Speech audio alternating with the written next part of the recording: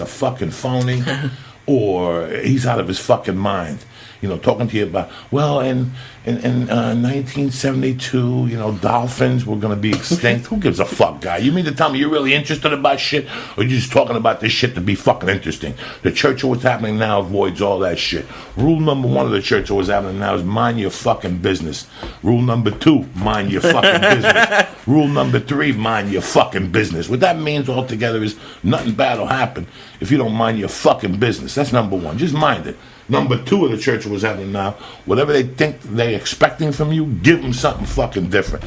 If they're expecting an eye poke, kick them in the fucking ear or kick them in the nutsack or something. Something completely different here. Look at these Twitter fucking monkey Todd, he's a savage. These motherfuckers don't sleep on Twitter. You know what? It's amazing. They're up all night. I'm up all night. It's crazy. Especially with you with 70,000 followers. I come home at 1 in the fucking morning. You just say hello on there. There's 92 million fucking hits on there. It's amazing. Yeah. We've created our own little fucking world with the internet. And I hated it for a long time because I thought it was a bunch of young kids on there playing the drums. Jumping up and down. They're doing. And it's amazing because we wouldn't be here without them. We started out with Matt Flavor's World. We did the CD. We did the documentary. And fucking Facebook. Look at the stock is going down. Facebook's full of fucking ads. You can smell the twins on there. What are those 2 twins doing? Then they buy a house. They sell the house. And oh, the Winklevoss twins. Oh, God. Fucking Winklevoss twins. These fucking momos. I'm surprised you even knew about them. I was trying to think of who you're talking about. What the fuck you think you're dealing with, dog? I seen Social Network, bitch. I've seen it a couple times. I can't put up with the guy that plays the thief. I like Justin Timberlake. What's the kid's name that plays the fucking thief? Oh, and that shit, Jesse Eisenberg? Yeah, he always has a look on his face like somebody fucking farted. Oh. Speaking about fucking farting, we finished the podcast the other day. Let's go get some fucking coffee or something. Now, the whole morning, you know, before you need to shit, like, we're getting up early right now, so I'm not even in my shit zone. The shit zone starts about 7:30, 7:45, right before church. So it's early, so I got to eat breakfast first, drink a few cups of coffee, maybe smoke a number, and I'm ready to take a fucking dumpster, and I walk outside with Lee, and I had to rip one. I didn't want to go in this car. You ever have somebody farting and bring the fucking fart into your car? Nothing pisses me off more than that when somebody farts in the hallway and they bring it in. Air it out there. So I blow this fucking tremendous fart like I'm going to blow right now. Listen.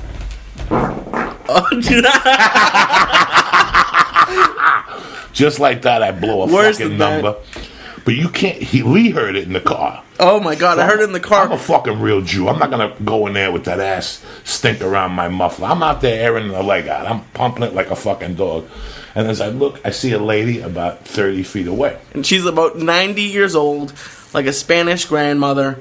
And she's walking as slowly, like, picture any old woman walking across the street, that's her. I get into the fucking car, and I go, Lee, this poor lady's about to walk into the fog of fucking death. Right? And sure enough, as she walks into the zone, I see her pick her head up and just start going like this, like she smells it. Now, and she made a face that was perfect. Perfect. Now, if you were inside the house and somebody smelled your fart, that's one thing. But when you're outside, there's air and trees and chlorophyll, and it sucks up the farts and shit like that, and you still bump into a fart, that was a fucking good fart. What about the one I just kicked right in? Oh my God! Ooh, you're gonna have to throw that chair out. But it didn't. What you just said, it didn't even give it justice. That woman, her face turned up, and she was waving at the air like it was mustard gas or something. It wasn't just, oh, that's a bad smelling fart. She was. You probably ruined her day. Let me tell you something, people. I hope you're up. Don't forget, let's say church starts at 7:30. It's 6:18 right now. It's 9:18 on the East Coast. Either you're walking out of church, you're going to fucking Denny's to stand online like a mook, or you're going to go out through your car, smoke a number, and think about whatever the fuck the priest or the fucking deacon or the fucking rabbi had to say. Well, the Jews go to church yesterday. Whatever the fuck, temple. They're special. They go to temple with Prince. You know what I'm saying? So, like right now today, I got to get the fuck out of here in about an hour. I'll go in there, I'll see Padre, throw a fucking blessing on him, put a couple dollars in the basket. I'm out of there in a fucking half hour. But who else comes on before church to get you ready mentally for what the fuck they're going to talk about? Only Joey Diaz. Like today, what the fuck they're going to talk about? Fucking Peter and Paul. I don't give a fuck. I've heard the story 80 times. But I go, I take a couple rips off this, and that's it. It's all over but the fucking shot. And the funny thing was, now that's tremendous. Loving the church of what's happening now. I heard the fart here in Wales. Right? Technology. You understand me? That's how my muffler. I got the people always say, Joey, Speak closer to the fucking microphone. These are airtight fucking microphones. You can talk anywhere in the room, they get you. It's like a fucking FBI microphone. Jesus Christ. Speaking of which, man, let me tell you something. I watched some college football. What a lot of people don't know is one of the kids I grew up with is now the head defensive coordinator of Penn State, Jesus Christ, of Miami. Really? Yeah, and they fucking won big yesterday. That was pretty good. I watched that for a little while. But there's no pro today, right? No, it starts next week. Now, let me explain something to you. If you let's say you're a pro fucking gambler, professional gambler, you're getting up right now. The first game could be at 2. Who gives a fuck? You're getting up now. You're going to get your day started. You're going to look at the paper. You're going to go online, see who's hurt. You're going to do some fucking voodoo, maybe throw a curse on the fucking quarterback. And you're up early. Fuck watching those dumb TV shows. They're steering you to a fucking loser, those cocksuckers. They're the kiss of death. You don't see them putting no fucking bets on nothing. So now you're getting up, you're getting early. That shit don't start this week. Next week is the fucking killer. All these NFL junkie motherfuckers will be up, ready to rock. Where's my cats at? These motherfuckers. These are the treats they like right here. Fucking Temptations. It tastes like milk or whatever. They got all different flavors. Look at them. Nobody's getting conned into this shit. These little cocksuckers. They got up early with me. I got up. There was like 2 of them up already. Oh, yeah, you said they're up all night. Well, they're up all night. If they get encouragement, at like 4, they tap out. They go, fuck it, there's nobody here to rock the house. Where's Uncle Joey? Where's the bartender? But I tell you what, you have no idea when you come home at night, you have cats. Because this motherfuckers, listen, my wife goes to bed at 9 o'clock. It's not even my wife I'm worried about. It's the fucking cats. I come home, I got a female cat that just sits there and harasses me. You want to lower that shit in there? What are you gonna do? Things are bad all over. I just bumped my earphone. Hey, where the fuck are these cats at? I gotta get some Fidel. Get over here. One of you little fuckers, get over here and shit. I got treats I'm giving out. Come here, Diggy. Come here, Diggy. Temptations treats. I got the fucking. Check this shit out. I got. Motherfucker. There's my boy. See, he's all scared, Jimmy. I don't know what his problem is. There you go, Jimmy. I got the cat by myself. Yeah, once one comes in, they all come in. Yeah, no, they coming to see me. Now, the one guy's nervous. You should have called me. I would have opened the door for you. When you knock, he goes fucking bananas. Oh, okay. Come here, Harry. Say hello to the people at home, cocksucker. Come here. Knuckle sandwich. Get over here. This is what happens early in the morning. You gotta say hello to the cats, the animals. Another thing, it's fucking Sunday, so don't forget to get your oatmeal. You want to start the week off right with the muffler. You know what I'm saying? Come here, Harry. Come say hello to the fucking people on TV. What's up, Jamie? I love this little guy here. Don't forget, if you want to drive your cats crazy, right here. It's on Amazon. It's called Pet Green Catnip Buds. These buds look fucking good, too. Thank God I don't drink. I come home and fucking roll one of these things up. Look at this. Pissing on a fucking tree or something like that. So speaking of oatmeal, one of the things we want to talk about is losing weight. That's right. Joey's lost a lot of weight, and you guys can't see me, but I've lost about 40 pounds, but I need to lose about another 100, something like that. And Joey's been one of the best guys for me since we've gotten together, taking me through it, because like the usual diet, I'm sure a lot of guys out there listening, or girls right now listening, have weight issues, and a lot of the diets and working out, it just sucks.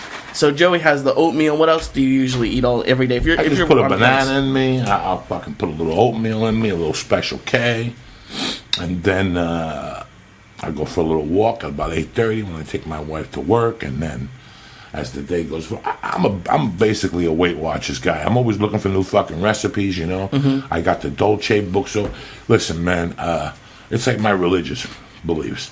I'm a Catholic, but I try to borrow from the fucking Jews. I throw a little Buddhism in there, you know what I'm saying? A little Santeria. I put it all together. It's like the Jeet Kune Do of fucking religions. This is like the Jeet Kune Do of diets. So I do the Dolce diet, and I do the Weight Watchers diet put together. And then you work out like a motherfucker, and on the other side, you know, it's funny because when I was weighing 415, and for a month I would go box in the morning at Fortune's Gym, and I'd hit the bag, and I'd fucking there was a Macafoli would train me in the ring, and I did that for a while. And I lost 15 pounds in 60 days. Oof. And then I read something online that talked about that you could jump up and down for 92 fucking hours a day, but if you're not eating correctly, that's the whole thing. You got to eat correctly. And I read it, and it made sense. And I had gone to a heart doctor, and that fucking guy said to me, you know, he goes, Joey, you've been coming in here for a while. my heart's strong, but he goes, you're too heavy. Your heart's strong.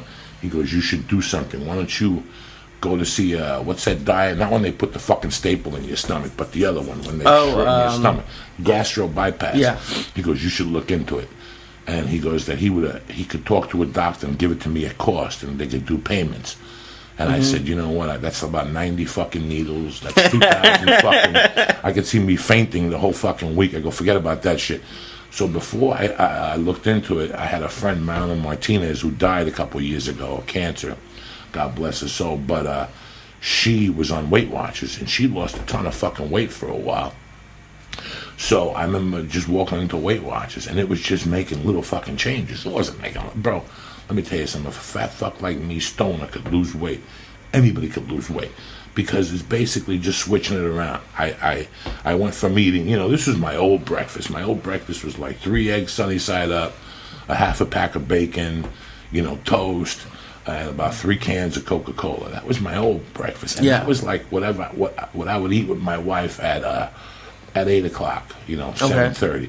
As soon as she went to work or I smoked a fucking joint, I go to McDonald's and get a number 1 with a fucking Coke. Jeez. And 2 apple pies. And then I'd smoke more pot and I'd go eat Chinese with my friends. And Chinese will fucking, will fatten you the fuck up quick, especially the Chinese I eat. And then I'd go home and eat the leftovers from the night before. And then I'd have dinner with my wife. Now, my wife is from the fucking South. My wife will fry it if you let her. That bitch will fry a fucking piece of bread if you fucking let her. So we'd go home and she'd make a huge dinner. Okay. And then I'd go out, go to the comedy store, and I'd drink Coca-Colas. Oh, jeez, that's killer. And I'd drink 10 or 12 Coca-Colas, all night at the bar with no alcohol in it. Then I'd go home, and on the way home, you got to stop and get a taco, a milkshake, something. So it was really easy. So with Weight Watchers, I went from that diet to basically 1 egg, a piece of toast, 3 slices of bacon, and a bowl of oatmeal and a bunch of fruit. See, the Weight Watchers diet I did before, I write everything down. So the Weight Watchers diet I did before, they had fruit was points, but I'm sitting there going, fruit's no points. Yeah, it pushes the shit sense. out of your ass. So I cheated. I just ate as much fruit as I could. I went from fucking apples to bananas to peaches. Like, I just ate a banana. Fruit's the key. Like, if you're over 350 pounds, Weight Watchers says to eat fruit 7 fucking times a day. And that's tough, man. That's tough, but not really. That's an apple here, a banana there, a pineapple fucking here. That's really tough. But, you know what? I dropped 100 pounds. I went all the way to 270. In the last 14 months, I've put on 30 pounds. I'm up to 300. I walk around at 298, 297. By the time the baby's born, I'd like to be down to 250, 245, My head's going to be fucking ginormous. If you think, my head, my nose, all you see is fucking nose and ears coming at you. And that's one thing they never had a diet for, is the fucking coconut. Yeah. And let me ask you, because you're a comic and you would on the road and being out at night, my big problem is I work a lot. And there's nothing easier than a drive-thru. After you work 8-10 hours a day, you don't really want to go home and cook. Now, you're not doing that, but you're out on the road, you're out late at the store, you don't want to come home and start cooking a meal, so you stop at McDonald's or whatever. Is it just changing your mindset, or how did you get to doing Weight Watchers with that sort of stuff? You just have to decide what the fuck you want to do. If you're going to McDonald's and all those places, you're shooting yourself in the fucking foot anyway. You're shooting yourself in the fucking foot. If you're going to McDonald's constantly, you know what? I don't understand how McDonald's is still in business with everything I read. I don't understand how you got these little fucking kids, and I see them going into McDonald's. One thing about me, guys, if you look at my pictures, if I could find pictures of me as a child, I was always scrappy.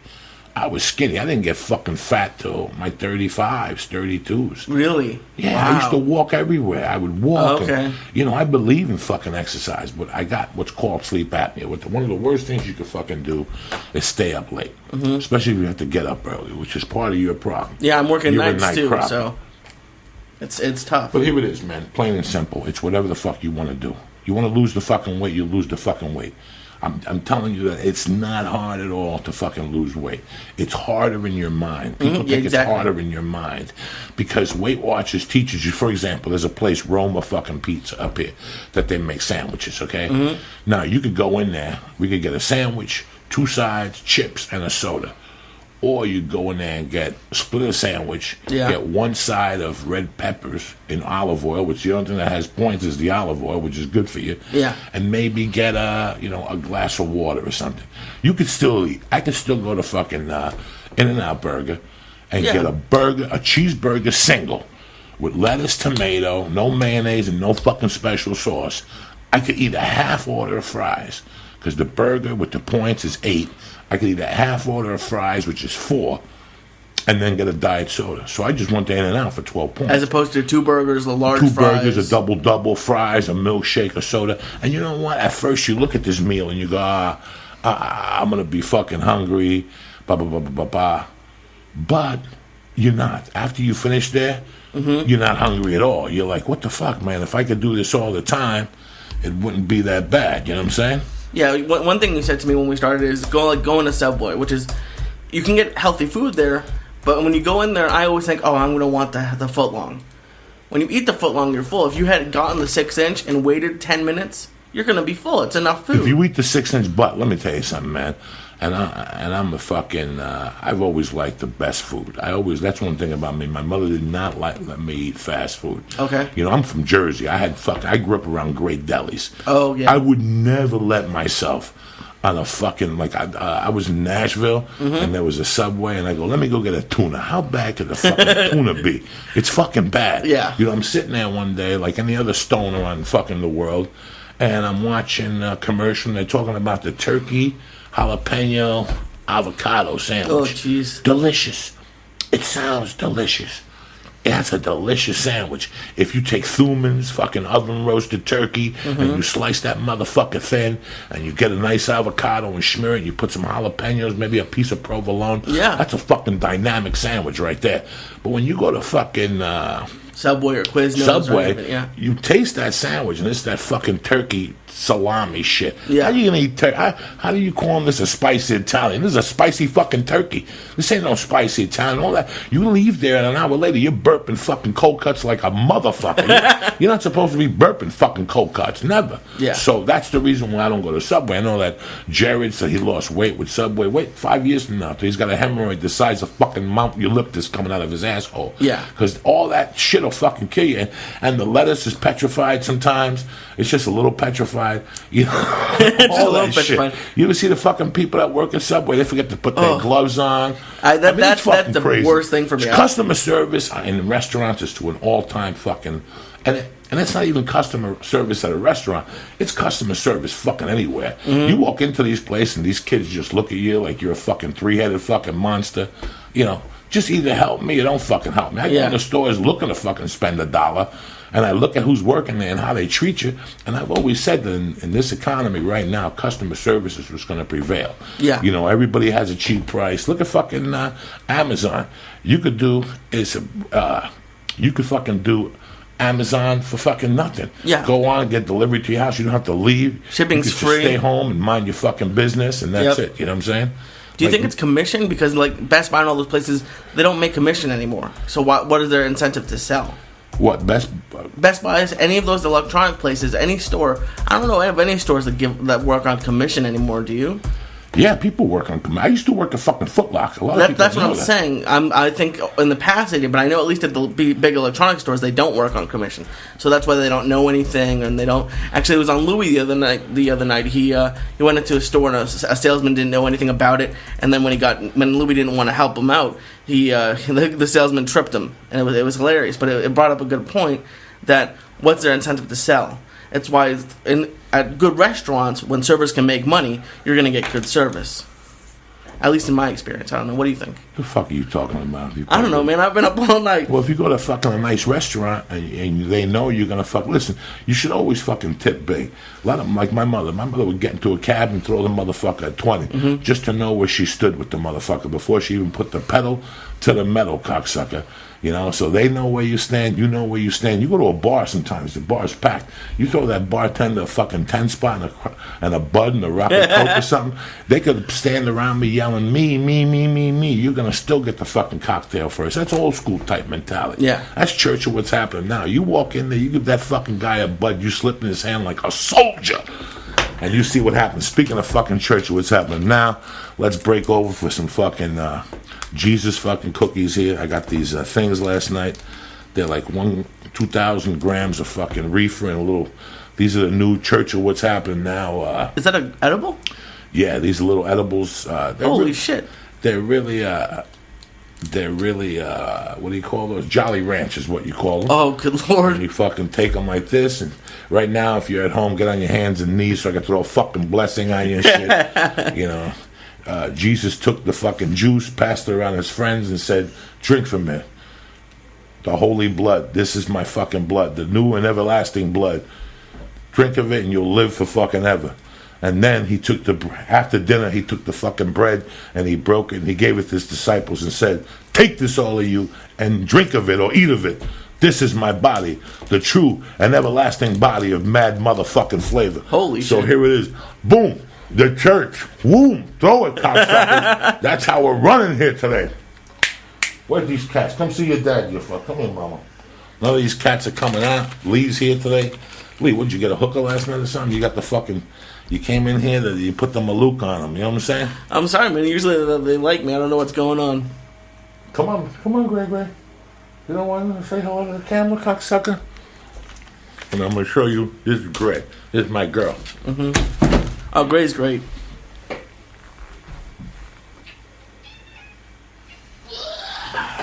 This is my Gray, guys.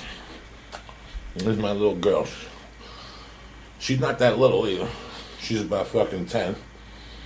I love her with all my heart. This is my little Gray. Say hello, cocksuckers. Say hello, Gray. What's happening? I know I'm not on the mic, Lee. So what? I turned it up, man. Yeah, they get it. Jesus Christ. They got to see what the beautiful cat is. I can't have it in my... Say hello, mama. Now, Gray has an interesting story, right? Because when I first came over here, she was like living in this room mostly. Yeah, because Gray used to live outside. And when I moved here, Gray started coming up the stairs and saying hello, scratching the door in the mornings and shit. My other cats would get fucking pissed. But then Gray got attacked by this douchebag fucking cat who I seen last night.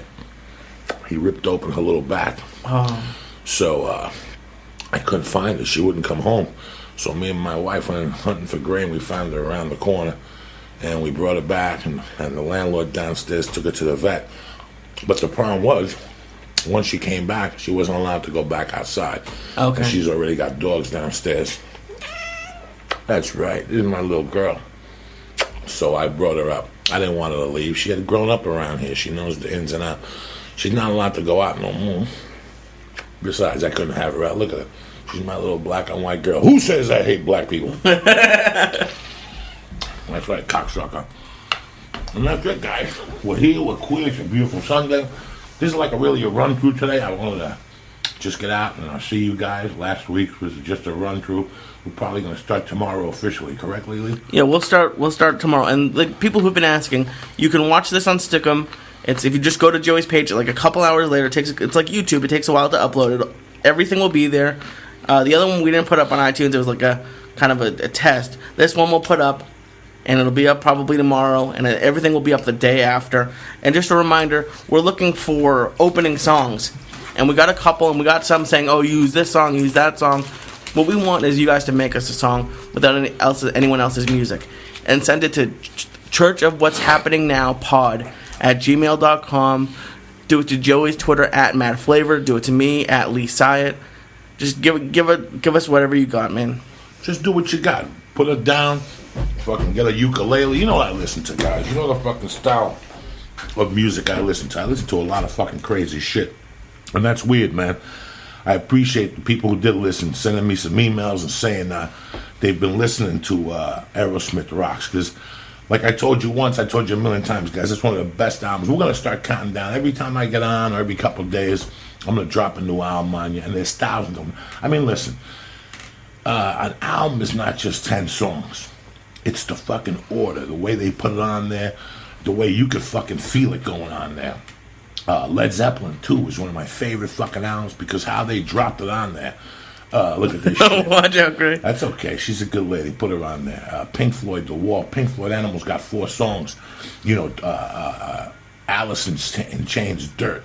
it's not just about 10 great songs. It's also how they put it together. Another great album is Judas Priest, British Steel. You don't have to be old to be wise. It's the fourth song on the second side, just to let you know where the fucking strength is coming from. You know what I'm saying? Do you want to play it? What, you don't have to be old to be wise? Fucking play it. Judas Priest, 80. I got the vapor pen out like a doctor. What's going on, Gray? Look at Gray came out for some fucking catnip. Who wouldn't? I gotta hide this because if not, I'm telling you, this fucking, look at these buds on the catnip. This is the best shit in the world. Pet greens, catnip buds. Look at her losing mine.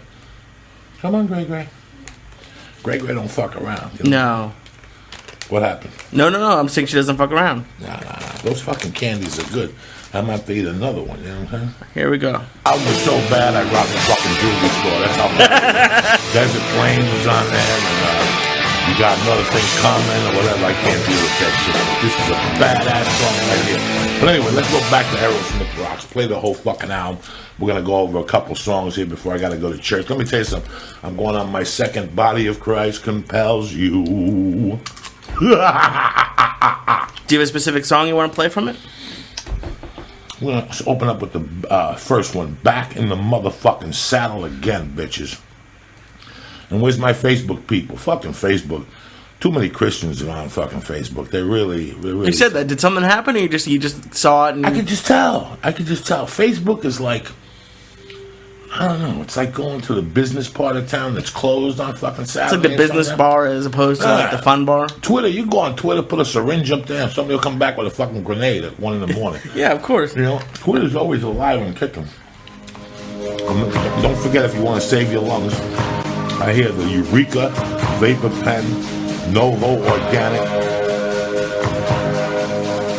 This is the crazy thing about this song. Everybody's like, well, I remember being a kid listening to people talking about, Aerosmith's not going to come back. They're going to break up. They're on heroin. Kick this. This is how they come to kick it.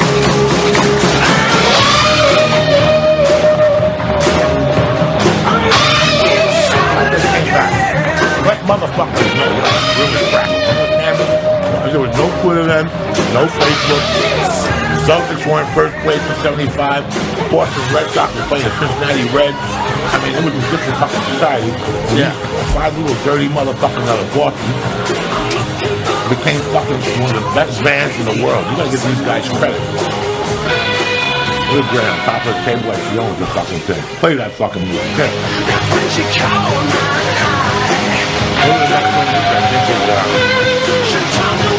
Go to the next jam. What's the name of it? They don't have the whole album here.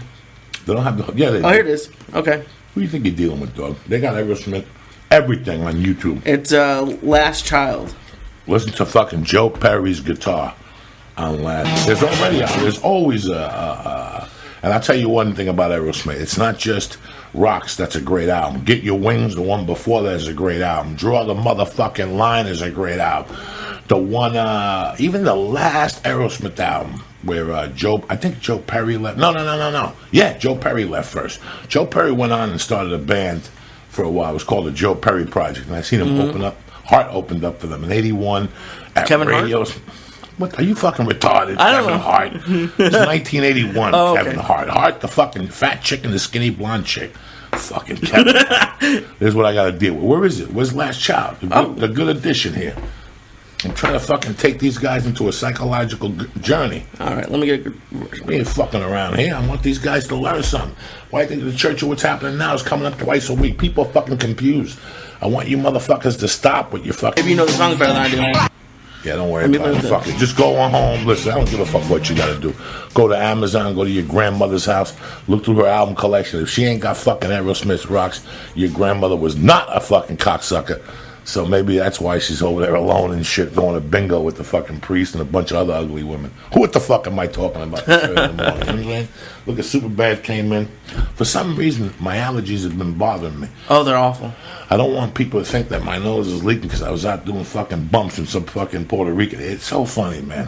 You know, I did coke for 30 years, and the funniest thing is that I always think of this one dealer I had here because it was always such a blast to cop from him. I didn't meet him. I met him in a parking lot in Hollywood.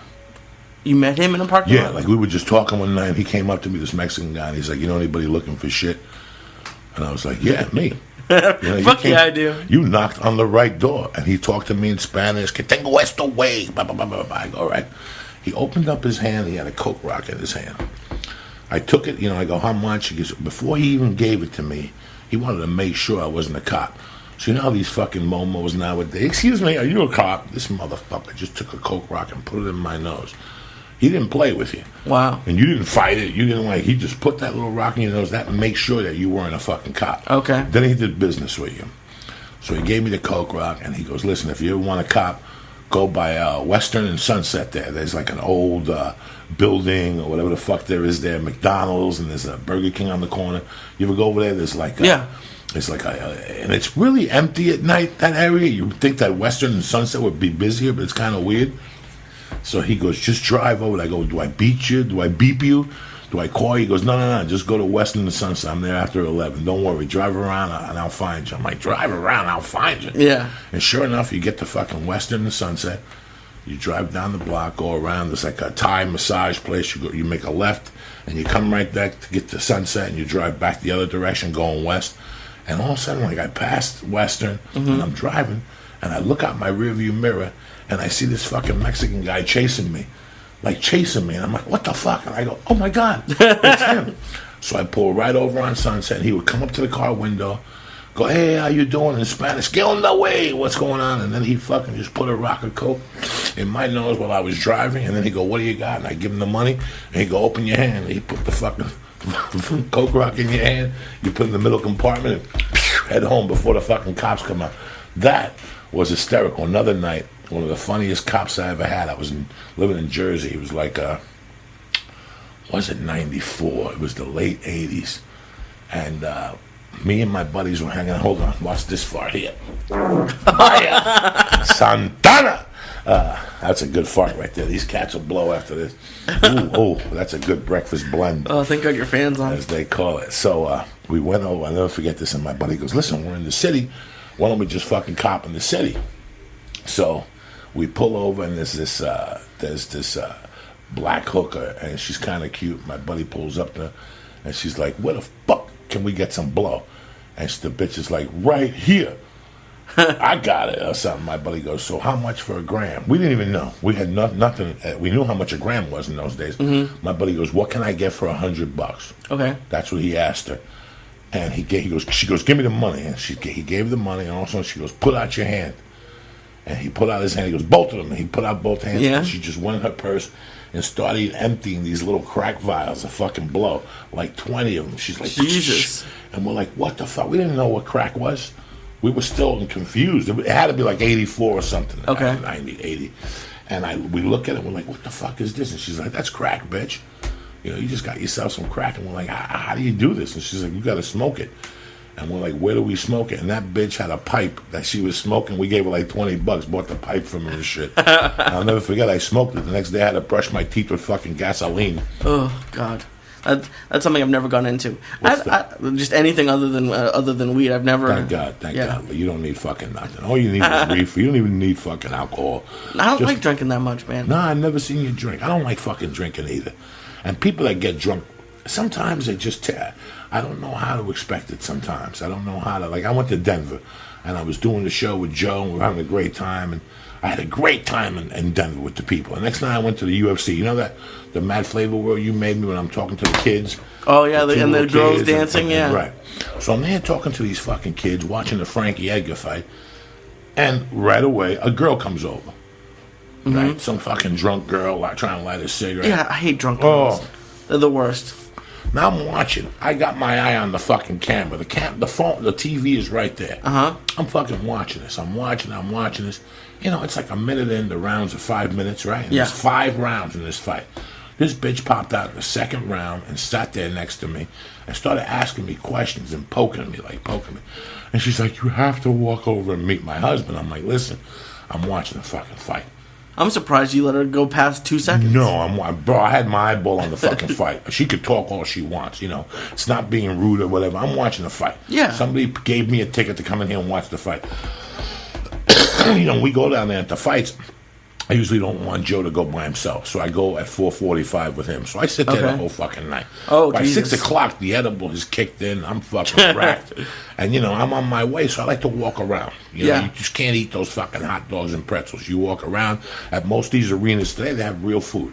Yeah. So sometimes I just want to stretch my legs. I had the knee surgery, so I went to this corner. And the kids came up to me, and they were fun. The kids were fun because it was in between fights. I had a good time talking to them. It was the fucking lady when she came over, and the lady was cute, and that had nothing to do with it. I'm watching the fight, and she's poking me, and she's asking me if I have a lighter, and who do you like? We're going for this. And I'm like, listen, this is a great fight. We'll talk after. And then she starts telling me that her husband wants to meet me to walk down with her to her seat. Jesus and I'm Christ. like, they're not going to let me in the area without a ticket. Yes, they will. They'll let you in the area. They'll let you in the area. She's giving me all this shit. And I'm like, lady. And also the third round starts. Yeah. And she's still fucking hawking me. And I go, lady, please. After fucking 2 rounds, I had to say something. I wasn't being rude. I'm like, lady, fucking please. Can I watch this? So she ends up going to the bathroom. So I'm outside, and usually when somebody gets knocked the fuck out or whatever, or at the end of the fight, I'm out of there. Because I don't want to walk out of it with 90 people. Okay. I want to walk out of it with like 3 or 4 people and be outside. I go outside. Yeah. So the Edgar fucking fight ended. I run outside. And all of a sudden my phone starts ringing because I had gone with Duncan or Ari, all of us. We're all calling each other. Doug Benson was with me. So was Brandon Welsh. So we all were on the phone waiting. So sure enough, the phone calls and it's Doug or Joe, and they're like, hey, where are you? And I'm like, I'm in front of the place.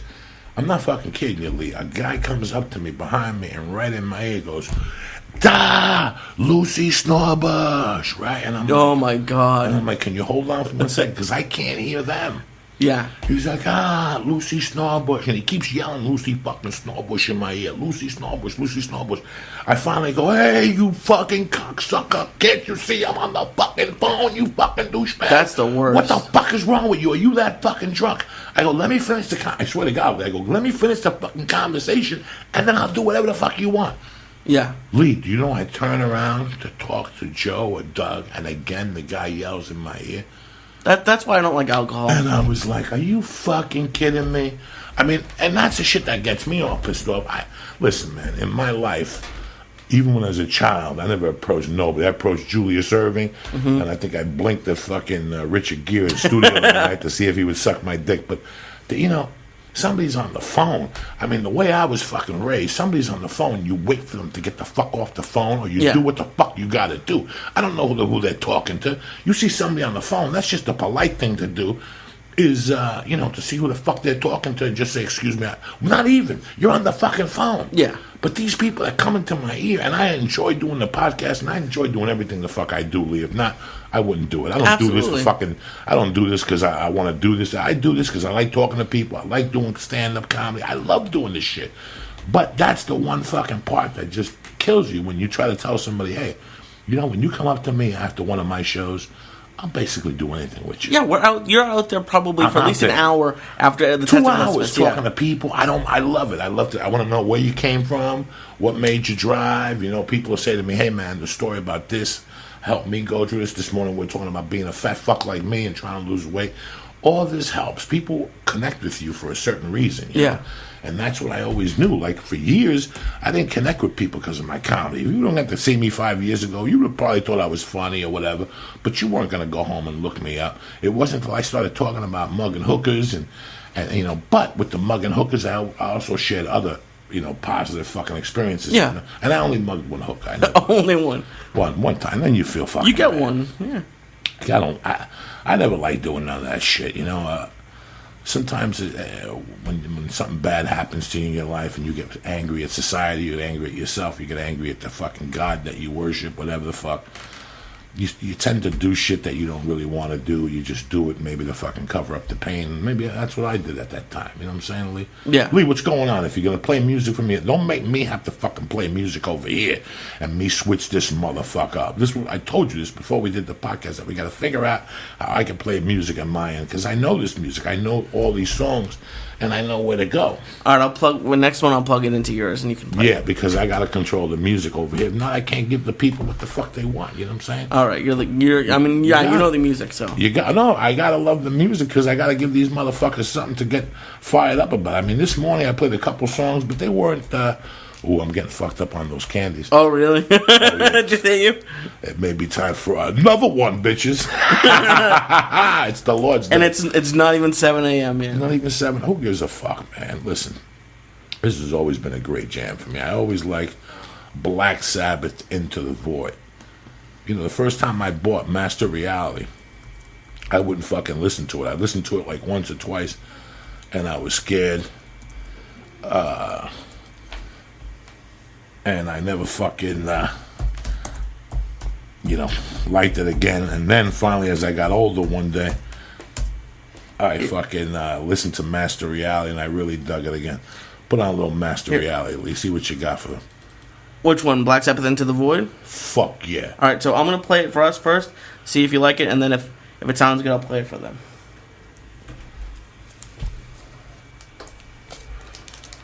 Fucking Momo. You see the things I gotta deal with on fucking line. Listen to this torture. Yeah, here we go, baby. All right, so I'll play it for them.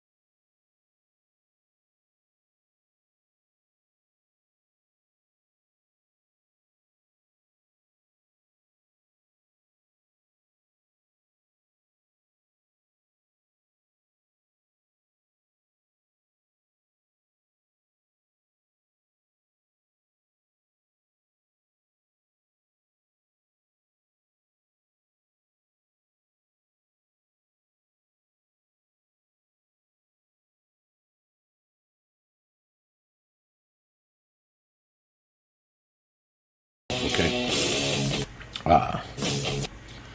You do your best work when you don't give a fuck. Yeah. As we've noticed. You do your best work when you don't give a fuck. Okay? What that means is, you listen to the first 4 albums of somebody and you're like, fuck, this is tremendous.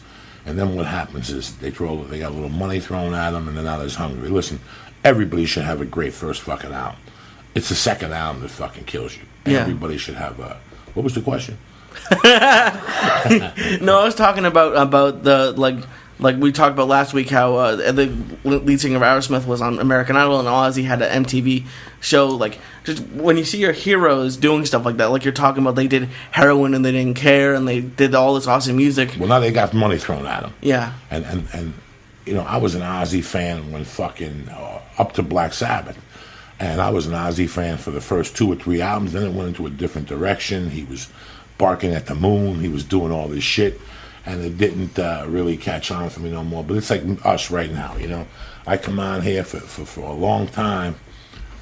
For a long time, I did stand-up for 10 fucking years out here. And I did stand-up for 5 before that. And I got moderate success. I got into some movies and stuff like that. I did a podcast with Felicia. I did the Joe Rogan podcast a bunch, and I realized that, you know what, I had nothing to fucking lose. When you have nothing to lose in your life, that's the best position you're in. So I told these stories that were all real about my life growing up. That I would tell people for years, and they go, "Dog, why don't you talk about that on fucking stage? You know, talk about these stories on stage." And I go, "Dog, I can't say this." I finally opened up my soul to these people, and they took the ride with me. You know, I do this podcast in the mornings, especially this one. I do the one with Felicia, and I do Joe's and Duncan's. I love doing those. But I wanted to do this podcast at Church of What's Happening Now to let people know what the fuck was in my head. Yeah. You know, and I will tell you something. I don't care how many sponsors I get or whatever. I'm still going to be me because I have nothing to lose. There's people that money changes them. And when the money comes in, they get like, what do you call that shit? Like they censor themselves? They watch what the fuck they're doing because they don't want to lose that. I.e. John Jones 2 weeks ago. He's a fucking champion. He has everything to lose by going in that ring with Chael Sonnen. And nothing to gain. And nothing to gain. And that's what a lot of people understand. Everybody's sitting there putting John Jones down. Why are you putting this kid down? Somebody's calling out your challenge who has nothing to lose, who came off a fucking loss, has fought nobody at 205. A bad loss. You know, he's coming off a fucking loss. You know, at least come up and fight somebody at 205 before you call out John Jones. And the public is like, "Oh, John Jones a pussy." No, this becomes a business. This isn't like I told Tripoli and the Punch Drunk dudes. This isn't two Puerto Ricans at White Castle anymore. This isn't about just fighting because I'm tougher than you. It's a business. He's got 2 daughters and a wife and, you know, a family and whatever the fuck he's got. Mm-hmm. You know, he makes mistakes like everybody else. But when you have a lot more to lose, you protect what you have, you know. When you have nothing to lose like me, I mean, fuck it. You know what? I survived all these years on what I got. I don't need fucking money. Money's not going to do nothing for me at this point in the game. I'm happy just being fucking me. We have a great time. We fart. All women walk into that fucking swamp ass.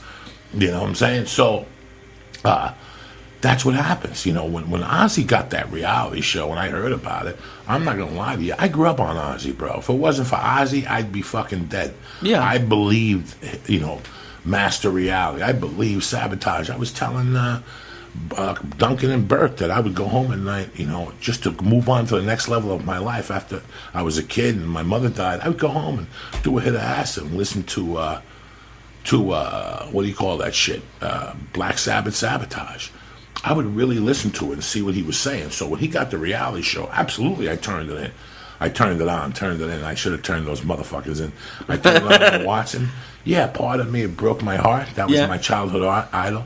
And I see him now with black fucking nails and eye makeup on, and they say he's got a ghost fucking singer, whatever. That doesn't bother me. I loved him when he was John Osborne. Ozzy is what the American public bought into. Okay. You follow me? I knew him when he was John Osborne from fucking England. Not that I knew him. Yeah, well, yeah, but I've listened to him. I never heard of John Osborne before. I've only heard Ozzy. That's his real fucking name. That's his real fucking name. His name is John Ozzy Osborne or whatever the fuck. So that's when I was into him. It's like anybody else, man. You know, an athlete comes into the league, he's fucking great, and all of a sudden he gets $15 million a year. He's not going to dive on the floor no more. He's not going to be Larry Bird. That's why so many people admire Larry Bird, because in the point of his fucking career, he would chase a ball and scrape his elbow and go into the stands. You know, there's some people that you've seen Major League, the movie. Yeah. You know, when he would say, what does the third baseman say? I'm not going to... I don't remember. I'm not going to pick up the ball because I might ricochet off his face. People don't, you know, they worry about that. You have to live your life without a fucking safety net. Once you have that safety net, and that's what happens, you're not the same person anymore. I love doing this shit. I really do, Lee, because the reason why I do these podcasts and I talk the shit I do is because there's a lot of young kids right now that are walking around the same way I did at 21 or 22 or 28 or 30, confused. And, I'm 49 now, Lee, and I swear to God, with the knowledge I have, I wish I had 10 more years. I wish I could add 10 years to my life. But you know what? The sad scenario is I can't. Yeah. And for years, when I was a young guy and I was out there doing what I was doing, older people would come to me and talk to me and give me advice, and I always go fuck yourself. You don't know what you're talking about. And now they did know what they were talking about. And the only thing I could wish is people take from me what they can. And we're going to finish this joint. We're going to get the fuck out of here for the day. That's it. Sounds good, man. How long have we been on for? Just under an hour. just under an hour. Yeah. It feels like 2 fucking years. I know, right? And we have had 1,500 people listen. So all right, and they're getting ready for church. For a Sunday morning, yeah, man. And they're getting ready for church, and at least you got to spend an hour with Uncle Joey, smoke a bone. We ate some edibles. I introduced you to the cats. We talked about a couple interesting subjects. I farted. Yeah. Who farts on a fucking podcast and you hear it with that intensity? Because a lot of people thought it was real quick. What are you going to do? You know what I'm saying? But it's beautiful to start the week off with you. And, that's another reason. People always say to me, Joey, you don't work Sunday nights. I got a couple reasons I don't work Sunday nights. I fucking hate working Sunday. On the 7th day, God rested and made fucking Black Sabbath. And number 2, because I want to do a podcast on Mondays. I like being home on Mondays. I like being focused on Mondays because it sets me up for the rest of the fucking week. Yeah. We're going to have my friends call in. We're going to have Lubes call in. We're going to have my friend DeVille's call in. We're going to have the North Bergen Minute. We get to tell stories. When I robbed the gas station with the water pistol, shit like that. I'm going to have my boy Joey Filato call in. So we got a lot of shit going on. Tomorrow we got another one. Yeah. And I appreciate you guys turning this on Sunday, man. I didn't get up at 5 for fucking my health here. I mean, nobody's cutting a check. I got up for you motherfuckers to smoke dope with you guys. I know half of you is at the house going, fuck it. I'm going to roll up a bone with my Uncle Joey and we're going to smoke through osmosis. That's what we do here. Look at the fucking cat. She hasn't moved in an hour. No, she's a part of it. What are you doing? Huh? What are you doing? Now, I know a lot of people out there are excited for it. I don't know if you watch. Do you watch Breaking Bad? No, you don't. Why would you watch Breaking Bad when you lived Breaking Bad? That was my question. Are any of these shows or movies or anything like that anything like reality, or is it's just all fiction and it's just nothing like that at all? Listen, man, they use consultants and shit like that. All right, I was watching what's the show I watch on Friday nights or whatever, Sons of Anarchy. Mm-hmm. I have a few friends on Sons of Anarchy, and I watch the fucking show. So you're gonna tell your wife about killing people? Your old lady knows about killing people. I don't like when they all sit together and they vote, because if I go, let's fuck Lee up the ass, I got to vote with 8 people. Those 8 people could take you to fucking jail. I don't like talking with more than 2 fucking people in a room. Okay. So there's little things like that you really have to think about and say, what the fuck? I was watching an episode of Sopranos in a hotel when I was in Sacramento, and it was the one when they were going to shoot somebody. So Tony Soprano told the guy with the hair and Sharippa to take care of this guy, and then that guy went and told Paulie, and then Paulie hired a guy, and then he went down and told somebody else. So there was 7 fucking people involved in this hit. Mm-hmm. 7 people. That means there's 7 people who get pulled over and have an ounce of blow in it and have a story for the cops. Okay. Is that realistic? No. If I was going to kill somebody and I was a gangster, I go to my underboss or whatever and go, listen, this guy's got to go. There's 2 of you. 2 of you is better than fucking 7. Okay. So I've never understood that concept. When I watch a TV show, I'm like, that's got to be a fucking bullshit. That's got to be bullshit. Okay. Nobody would have a fucking, we're gonna move guns. Here's 7 of us. No. The hierarchy is going to talk about it, and the underlings are going to stay outside. It's shit for them not to know. Okay. The more people that know your crime, the more people that can testify against you. Mm-hmm. If 80 years is like, yeah, we killed fucking Joey Diaz, 80 years at one time, you're fucking living on eggshells. You don't know when that fucking mark is going to come in. That's what That's rule number 4 of the Church of What's Happening Now. Calm as a motherfucker. If you do it, expect a receipt. Really? Because life will always give you a fucking receipt. So, when I watch those type of shows and how they do it, Breaking Bad I've never really watched. I've never gotten into it. Oh, it's amazing. It's amazing. No, I know. I just got to get into it from the beginning. I'm like most people. Once the show ends, I'll get the fucking DVD. A friend will give me the box set, and I'll watch them without commercials, and I'll really get into it. I just, Liam, man, I always loved sports. Mm-hmm. I grew up on sports. Jesus Christ, I went to 5-star basketball camp. I was going to go to St. Anthony's in Jersey City when the Hurleys were there. When the little Hurley kids were kids, and I knew the old man, and I love playing basketball, and I love watching college basketball. I love watching pro football, and I would watch baseball. But at 16, my mother died, and I had to make a hustle. I had to make a living. So I learned how to watch what's fucking important. Yeah, everybody wants to watch a fucking game, but this is what needs to be done. Yeah. So I watch sports today. I really don't know what's going on, because now I understand you can live without sports. When I see these guys walking around with their fucking jerseys on Sundays, I'm like, really, guy? But that's what they're into. I'm into weed. That's what they're into. So I can't be mad at them for being me. I'm into the team that covers the fucking spread. If I'm gonna watch a game, I want to watch the fucking game. I'm a Cuban Jew. I got a hat that says -7 on it. I don't give a fuck about Broncos or fucking Chargers or Lakers and none of that shit. Although I do like to watch the Lakers. So it's really weird. I like sports, but you realize that you have so many fucking different things going on. You just can't pay attention to everything. You want to read a book and try to get knowledge coming in. You try to write. Now you got to keep up with movies. You got to keep up with all these fucking things. And it's weird because a lot of people always ask me about movies. Mm-hmm. And we've always got on the Rogan bandwagon. Whenever I get on the Rogan thing, we start talking about 70s movies. They're great. In the 70s.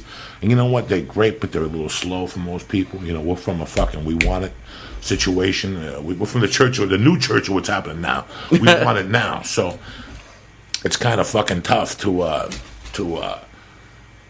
wait for that stuff. And when you watch a movie from the 70s, your patience level has to be unbelievable. You got to be really stoned because you're so used to explosives and shit happening. Conversations are quicker.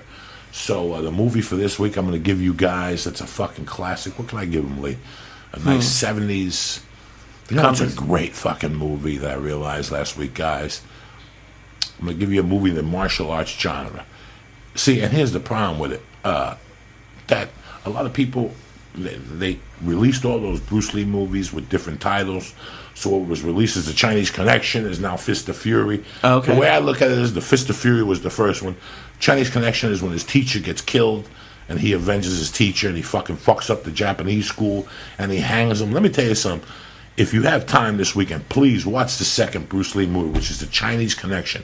Okay. When they kill his teacher, when they poison the teacher, that is one. I got it on DVR. And whenever I'm a little depressed, I watch it. Watch that movie. Watch the passion on Bruce Lee's face. That was his second movie. He was still tight with Steve McQueen. He would call him for acting. Watch that fucking movie, guys. Chinese Connection with Bruce Lee. And that's all. That's it for today. I don't know what else to fucking tell you. What do you think, Lee? Did we forget anything? No, man. Since I'm kind of busy, I'm going to do it today. I'm going to build the Facebook page for the show, and we want all you guys to go there and comment on the movie, talk about the movie, talk about the music. We want this to be a community of people. Talk about the motherfucking movement, the church of what's happening now. Yeah. We're getting ours back. Today I gave you rule number 1, which is mind your fucking business. Rule number 4, calm as a motherfucker. Don't do it unless you want a fucking receipt. And that's what we're trying to do. We're trying to put you motherfuckers together so when you get out of the house, listen, I could do this podcast at 10 o'clock at night. I could do this at 3 in the morning with Lee. I do it now because what I'm trying to do is get you ready for the motherfucking day. It's a beautiful day to be alive. Go out there. Go out there and fucking do what you need to do. Get your dick sucked. Go out there and exercise. Go out there and get some sunlight. Eat good. Enjoy your family today because this is only one life, man. Fuck all that nonsense. Stay black. What else we got this week? Nothing, man. We're going to be back tomorrow. Labor Day. Send us some emails. churchofwhat'shappeningNowPod@gmail.com. Send us questions, anything you want to ask Joey, and we want to read it on air, man. I mean, you're part of this with us, and just send it, and we'll make the show as long as we can. If we have stuff to talk about, we'll go 2 or 3 hours. Lee is Jewish, so for all you Jews, you got a fucking compadre on board. I'm a Cuban Jew. The whole fucking thing. We're bringing the yarmulke back. Hold on. Oh, one last fart. That was 3 farts in a podcast. Who gives you that type of entertainment, huh? What time we coming on tomorrow, Lee? Want to do same time, 6 o'clock? 6 a.m.? Let's do 6 a.m. tomorrow. See you motherfuckers at 6 a.m. tomorrow. Welcome to the Church of What's Happening Now, Monday morning, September fucking 3rd. What's happening, Lee? It's unbelievable, man. No, I'm excited. Did you hear about the earthquake last night? What fucking earthquake? 3.3 in Beverly Hills. Come on. No, it was big, and I work in Beverly Hills. The one night I'm not there a week, thank God. But just in Beverly Hills it hit, that's it, nowhere else? Well, that's where that's like where the center of it was, and around there. But yeah, right in center of Beverly Hills, yeah. Holy shit. See that people fucking earthquakes? I don't even know what the fuck's going on. And you know what? That's what it means to be part of the Church of What's Happening Now. I don't give a fuck. I was driving. I was at a Mexican bar last night where they really killed fucking anybody. I'm lucky I got out of there alive. I went down there to do some benefit for some kid in a fucking wheelchair or some shit. I thought they were going to kill me. But anyway, I made it home alive. What's happening, Lee? Labor Day weekend. Nobody's got to go to work. We're right here with the Church of What's Happening Now. Sparking. We got music. We got movies. We got everything. Sports today. We got everything. You know what I'm saying? Only there was no NFL. NFL's Thursday, correct? I think the Giants and the Cowboys are playing Wednesday, maybe? Yeah, it's like they're getting the fucking gambling started early. It's a bad motherfucking economy, so Let's spark the holy smoke. This is White Death from fucking Divine Wellness. I know you people are saying, Joey, what the fuck? They're supposed to close the weed stores this week. They ain't closing dick. What happened was, I guess they had to have an addendum of 25,000. They got 50,000 signatures, so they're pushing it back to fucking St. Gennaro's Day. And you know what? It didn't mean much to me because I knew they weren't going to close. And guys, look, a lot of you people like, you motherfuckers are out there selling weed illegally. Let me explain something to you. They voted it in. Me, they wanted to have, like, people work on fucking their own grass or some shit. Like, you had to do your own growing. Mm-hmm. That's the new thing. They're going to close the stores, I guess, and you got to grow your own weed. Hey, do I look like Dr. Green fucking thumb to you? No one's going to do that. I've never grown fucking dick in my life. I tried growing weed one time, and I smoked it before it hatched. I smoked it, like, when it was real small. I couldn't have it. It's like Christmas fucking Day. I couldn't wait to smoke it, and I let it dry, and... The only thing that's going to do is bring back the drug dealers and make it worse. They're going to create more crime for them, and they can arrest more people. Listen, who gives a fuck? There's still drug dealers no matter what. The problem is that, you know what? It's nice. We're already used to it. For me, I get weed no matter what. I don't give a fuck if you close them, let them open, light them on fire. It ain't going to stop Mr. Flavor. I've been smoking since 79. Yeah, Flavor ain't going to stop now because you closed the stores. And neither are a lot of people. Now, let me ask you this. I smoke a little bit, but... In California, since it's legal, are there still weed dealers? I mean, I know there's dealing other stuff, but do you think there's weed dealers still? Yeah, some people don't want to get a license. Some people don't want that. It pays to smoke the best. Fuck the lung. Fuck the lung. When you're smoking good reefer, fuck. And I have the vaporizer. I'm trying to keep it healthy lately. But for you guys in the morning, I smoke a bone because, hey, we're all smoking a bone. Not everybody has a vaporizer. I'm going to sit here like fucking Thurston Howler third. You know, oh my God, I'm so, fuck you. We're all together on this one. So if I get the fucking cancer from the paper, you get the fucking cancer from the paper. Yeah. College football on last night. I seen that. Yeah, my Miami won, right? They're winning pretty big. Yeah, I don't know who the fuck they be, but who played last night? I have no idea. I don't really follow. I don't really follow college. That's the church of what's happening. It's too confusing. It's every week, and some people, but it's what it's all about. It's where the fucking money's at, man. A lot of people like college. I watch it. Yeah. I just don't know what the fuck's going on. A lot of people like it better than pro, and they say like the players are playing for more. I like watching professional. I like watching people who get paid. Oh, in college, are the best. The players play for white women. When you're black, that's who you're playing for. Those white little cheerleaders from fucking small towns. When you're a pro, you don't give a fuck. You got money. You get whatever color you want. Black, white, Chinese, a Filipino chick from the hospital. From the hospital? Yeah, that's something I never got into, man. But I don't understand how there was something in LA a couple weeks ago, how the quarterback of USC was on a billboard promoting getting to sell tickets, but it was near UCLA and they got all upset. But I don't understand how colleges like this can make millions of dollars off of the players and then they don't get paid, and that's why some players have to go and do other things on the side. And they gotta suck dick and strip. Get the fuck out of here. They get envelopes like everybody else. It's these little rats that, these little third bench guys that rat on the other guys. Let me tell you something. Would you play for free? For a fucking education? Yeah, most Americans would, but trust me, they got something else going down there for your ass. No, yeah, they have just about fucking free. They gotta give you something else. Listen, come on down, play some ball. We'll give you a little fun. You ever watch the movie One-on-One? No, what's that? It's an old movie with Robbie Benson about a small-time All-American that goes to a big fucking school, and it's like nothing. He sits at the end of the bench like he was this big-time fucking kid, and all of a sudden they torture him. He's too short. But he has a job, fucking $50 an hour. The teacher would suck his dick. He had perks, you know what I'm saying? And in those days, a teacher could suck a dick with a clean conscience. Yeah. Now a teacher sucks a dick, she's got to worry, she can't sleep at night, she got to toss and turn. These little faggots are going to rat her out. Yeah, there was one in Texas that got caught having sex with like 5 students. Listen, there was one when I was growing up in North Bergen that sucked everybody's dick. She's still anonymous. Now everybody's getting caught. All these kids go home and they fucking crack because she won't give them a game or whatever.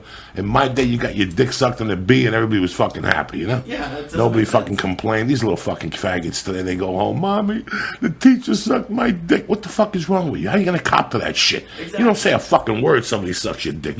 But these fucking weaklings today, Now, what are you going to do? They're too busy. They got to get their dick sucked and get on the skateboard. You know what I'm saying? What do you think, why is it such a huge difference between female teachers with guys and male teachers with girls? Because a female could suck your dick when you're 12 and it ain't creepy. A guy could touch your titty and it's fucking creepy when they're 14. You can't do that shit. But listen, like I said, there was never...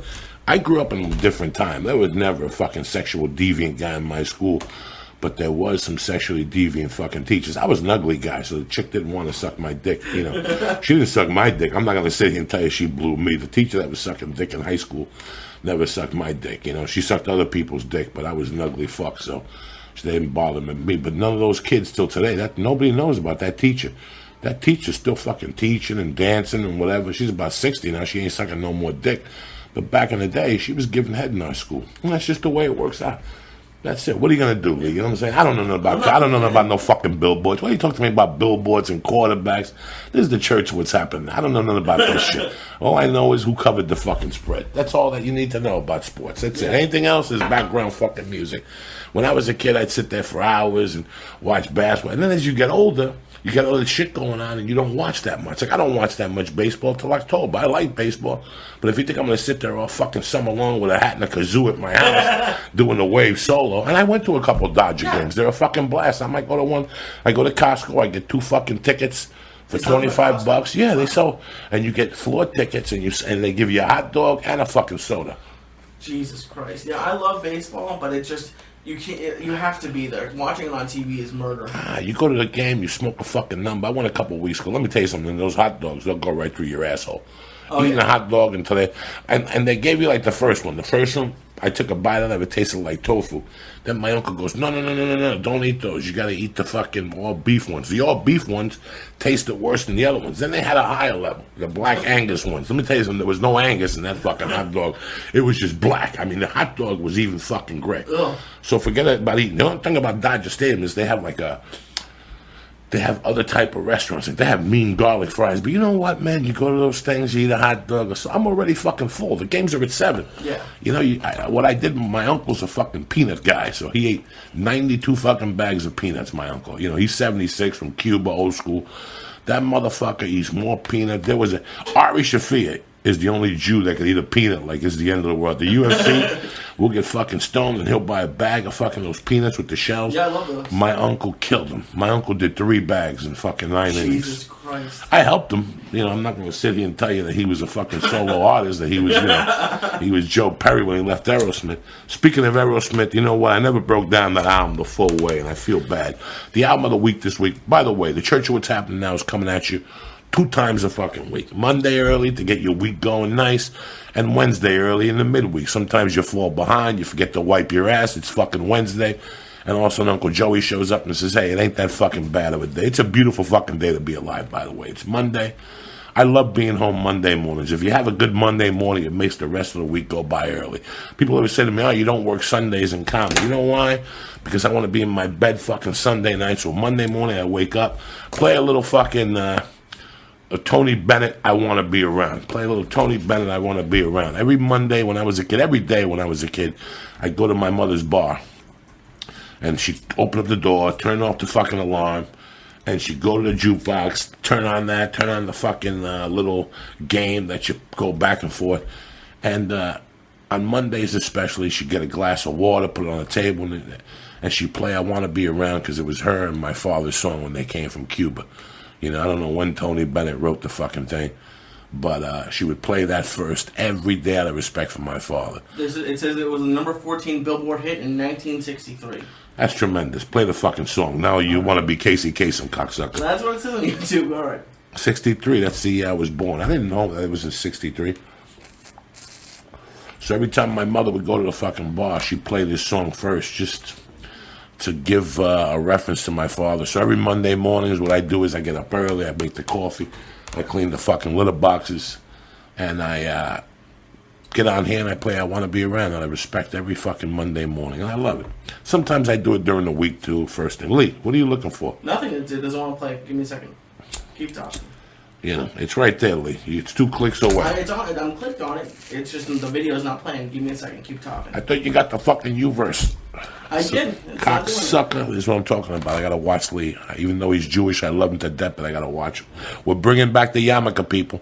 This week, we're gonna have it online. Fuck You, Pay Me, the new yarmulke line from Uncle Joey. Tremendous. Nice little white yarmulke with Fuck You, Pay Me. They know exactly where you're coming from. Because let me tell you what the thing about it is in life.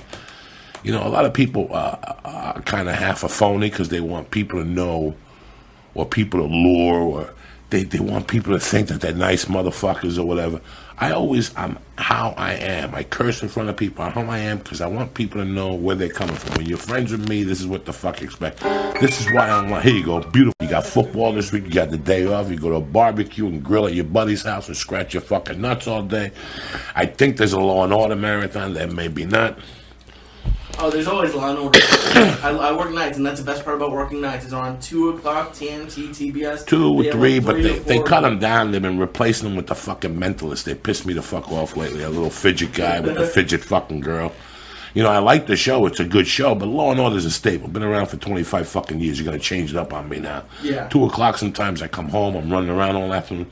I want to see Law and Order. I get up here and there's no fucking Law and Order. No, and that show was on for 20 years, and I can't believe they canceled it. I mean, 25 years. That's a lot of residual money right there. A lot of criminals. Yeah. You know? Yeah, but then they tried Law and Order LA for a while, and that canceled. It's not on? I don't think so. It's They terrible. canceled it with I Love Cool J and the other kids. If they did, then they're about to. It's Yeah, I fucking don't know. terrible. Nah, Law and Order. You know, it's about fucking real stories. We were talking. What's the one we were talking about last night? Wasn't it you we were talking about Law and Order episode? When, No. don't fuck with me, Lee. You're trying to put something out there and you're trying to change it up on me, cocksucker. I'm sorry. Churchill, what's happening now? Monday morning, I'm happy you're fucking here. Last week we were talking about Aerosmith.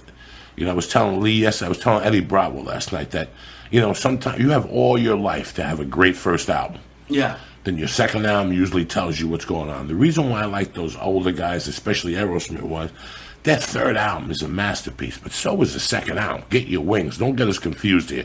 The first one was Dream On with Walking the Dog. You got one good song, and the other one, the second one was Get Your Wings, which is a fucking masterpiece because they didn't come out fucking throwing heat right at it. There's a lot of slower ballads on there, same old song and dances and a slow ballad. But you got Train Kept It Rolling, where they went from a studio version into a fucking live version. But Jesus Christ, fucking rocks. You know, throw me a song from Rocks, anything. Not Back in the Saddle, but there's got to be, you got Back in the Saddle, you got Nobody's Fault. Let's see what else. Let's see if they have the full album on there, maybe. Yeah, they got the full album. Rocks. Here we go, full album. All right, you press in Rocks. There's Aerosmith Last Child, Rats in the Cellar, Combination, Sick as a Dog. Do you have one you want to start with? Let's start with Nobody's Motherfucking Fault. Go to the 20-minute mark right there. All right. It's going to take a while to link up. I know that, but these No, I think I'm motherfuckers... ready. You do? Let's see. That's my main man. Lee's one of the baddest motherfuckers I've known. You know that? A lot of people always said yesterday to me, Lee's the... Let me tell you something about Lee. Lee got the ball going. Lee's the executive producer on fucking It's Either You or The Priest. Lee also helped me with the documentary, The Mad Flavor World. The mind of Lee. He's a crazy motherfucker. He wouldn't be doing this. He'd be doing fucking arson. He's that type of Jew. He'd be lighting buildings down to the fucking nub. That's how he rolls. Jewish lightning, motherfucker. We got to tape Beauty and the Beast today at 11 o'clock. Yeah. Not you. You'll be in bed by that time dreaming of fucking cheeseburgers. Do you want to play the song? What's that? Can I play the song? Play the fucking song. Absolutely, man. Yeah. Ready for the fucking day today. And for everyone who doesn't know, we made the Facebook page yesterday, facebook.com/The Church of What's Happening Now. There's a Stick'em app on it, so you can watch it straight on Facebook. Stick'em also has a iPhone and a Droid app, so you can watch it on your phone if you're in the car. We're going to do this every week, 2 times a week, so bring us with you in the car, man. See, I didn't know nothing about this. This is why fucking Lee's a savage, see? Me, I'm trying to make moves. I'm trying to figure out who's going to win next weekend. So I'm going to have some picks for you, hopefully, next weekend. It's tough the first fucking month of football. It's really tough. You got to find the gauge. I mean, you can gamble if you want, but whenever I give you something, it's to give you something so you can bang it to the fucking wolves. You follow me? I don't want you out there fucking hanging out with one nut. You got 2 of those motherfuckers. Make them wiggle, cocksucker. That's a new one. I haven't heard that one before. Last night I was coming home and a buddy of mine called me who I haven't heard from. He's like, hey, man, we're having this fucking party at this strip club in downtown L.A. I'm like, downtown L.A.? I didn't even know there was a strip club. Downtown's creepy and strip clubs are creepier. Listen, bro, I've been in L.A. for 13 years and I've been to 2 strip clubs. I'm not a strip club type of guy. No. I'm not like I've been to the Cienega one because I had to pick up my ex there. It's funny. I should call my ex and have her call in. She called in last week to strip. This is the same one I fucking pulled the Hershey wrapper out of her muffler. She called in last week and told me that maybe we should call her the fuck up and see what she's doing, that dirty bitch. Maybe she'll call in and talk about having arthritis in her wrist from giving out fucking hand jobs. Hysterical. That's what she told me last time I talked to her. There's some women who don't mind talking about stuff like that. No. She's the original. She's the last of the real motherfucking deals. But what were we talking about? Oh, and I was thinking about how, why don't I go to fucking strip clubs ever? I never really go to strip clubs. And I don't like them. I feel uncomfortable in there. But the real reason was because I was like fucking 15. There was a bar in my hometown named the Meadowlands Inn. It was run by a bunch of fucking cops. And they had a couple broads that danced on there that weren't even hot broads. They were good-looking broads, but they were fucking animals. They were way beyond the animal mark. There was this one, her name was Tina. She was beautiful, long-legged. But the claim to fame of this bar was that they put a galley. She would sit on a Galliano bottle and go up and down a Galliano bottle. They would take Budweisers and put them in their fucking monkey and drink with their pussies, take all the fluid out of the fucking Budweiser, and then splash them back in your face. Wednesday nights was erotic banana night, and fucking you give them $2 at the door, and they fucking take 2 bananas and put them in their pussy and give you one, and you had to eat it in front of them. They peel the banana, and these chicks had 1,000 dicks in them, like that. The whole fucking, all the apostles fucked them. I mean, these chicks were just dirty, filthy fucking animals, But you don't know. When you're 15, you go down there. But I remember I was down there one Christmas Eve, and I seen some chick take an old man's teeth out of her fucking mouth and put them in a snatch and give them right back to the old guy. He loved it. His glasses were all fogged up and shit. And this bar was really small. This place was like the bar was small, so the chick was right in front of you. So all she would do was throw her leg. You'd be drinking right here, and all of a sudden her leg would be right here. And they'd come over, you'd help them over, and they'd squat right in your fucking face like a savage for like $2. I mean, what type of woman lets you eat her pussy for $2? I mean, that's what you got to think about. But while you're there intoxicated, $2 seems like a bargain to eat some chick that's been passed around the fucking room. God knows what's in that fucking dirty snatch. But anyway, the church of what's happening now, let's keep it positive here. You know what I'm saying? I talk about dirty fucking monkeys on a Monday. Remember, wash those nuts. You might bump into a hot chick at a fucking barbecue today. She needs to suck your dick. You don't want to have stinky fucking nuts. You want her to call again. You know what I'm saying? Leland in the fucking house here. What's today's date, Lee? September 3rd. That's crazy, man. What's crazy? It's September 3rd already. What do you expect? This day goes by. Where's that joint, Lee? You smoking by your fucking self, cocksucker? I'm sorry, man, no. You see me here all solo. I'm over here smoking like fucking John Lennon when he left the Beatles. You got me over here fucking doing my thing here. I gotta cut this motherfucker. I want to give a shout out to everybody from Twitter that's out there. My man, little fucking Leon, Ali, Boz, fucking Monkey Todd breaking my balls yesterday. I thought it was somebody else. Fucking Fisticuff Radio. I mean, come on now. Everybody's up watching fucking Stickum. That's why they're soldiers and shit. Yeah. There's a chat going on Stickum, and someone just said that someone owns the churchofwhat'shappeningnow.com already. Someone bought the website. I don't give a fuck. You don't need the website to fucking own it. You know what I'm saying? I've been living under that genre of umbrella for 40 years. I'm the original church of what's happening now. You can do whatever the fuck you want, own it, suck it, fuck it, lick it. I don't give a fuck. Yeah, you were saying yesterday after I brought up Breaking Bad that some people said, watch Breaking Bad, you live with Breaking Bad, and then you told me a funny story about you dealing with someone like that. No, I wasn't. In 1985, I left North Bergen, and I went to live with a fucking teacher that I knew from North Bergen named Mr. T. I still talk to him, by the way. He's 2 boys. And he took me to an AA meeting. He was in AA at the time. It was 85. I was fucked up. He goes, maybe you need to go to a fucking meeting. So I go to this meeting, and I'm sitting there.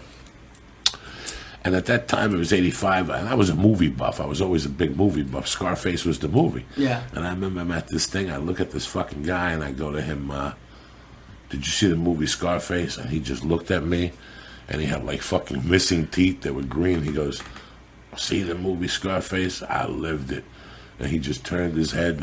I understood not to mess with this fucking guy ever again because what are you gonna do? You know what I'm saying? You gotta do something. I mean, you know some people who are real, and you know some people. This guy was real. He was a white guy. I forget what his name was, Captain or something. Captain. Something because he was friends with Mr. T. That's the teacher I was down to. Mr. T's a good man. Mr. T kept me together in high school. Yeah, you lived with him for a while, right? I lived with Mr. T in 85. I graduated high school in 82, and I had lost contact with him in 83, 83 and a half. And then one afternoon, I was standing on the corner of North Bergen, 85, and he pulled over, 84. And he told me I looked like a fucking mess, that I had to get my life together. Look at you. You're a fucking savage, but you got to get it together. Da, da, da, da.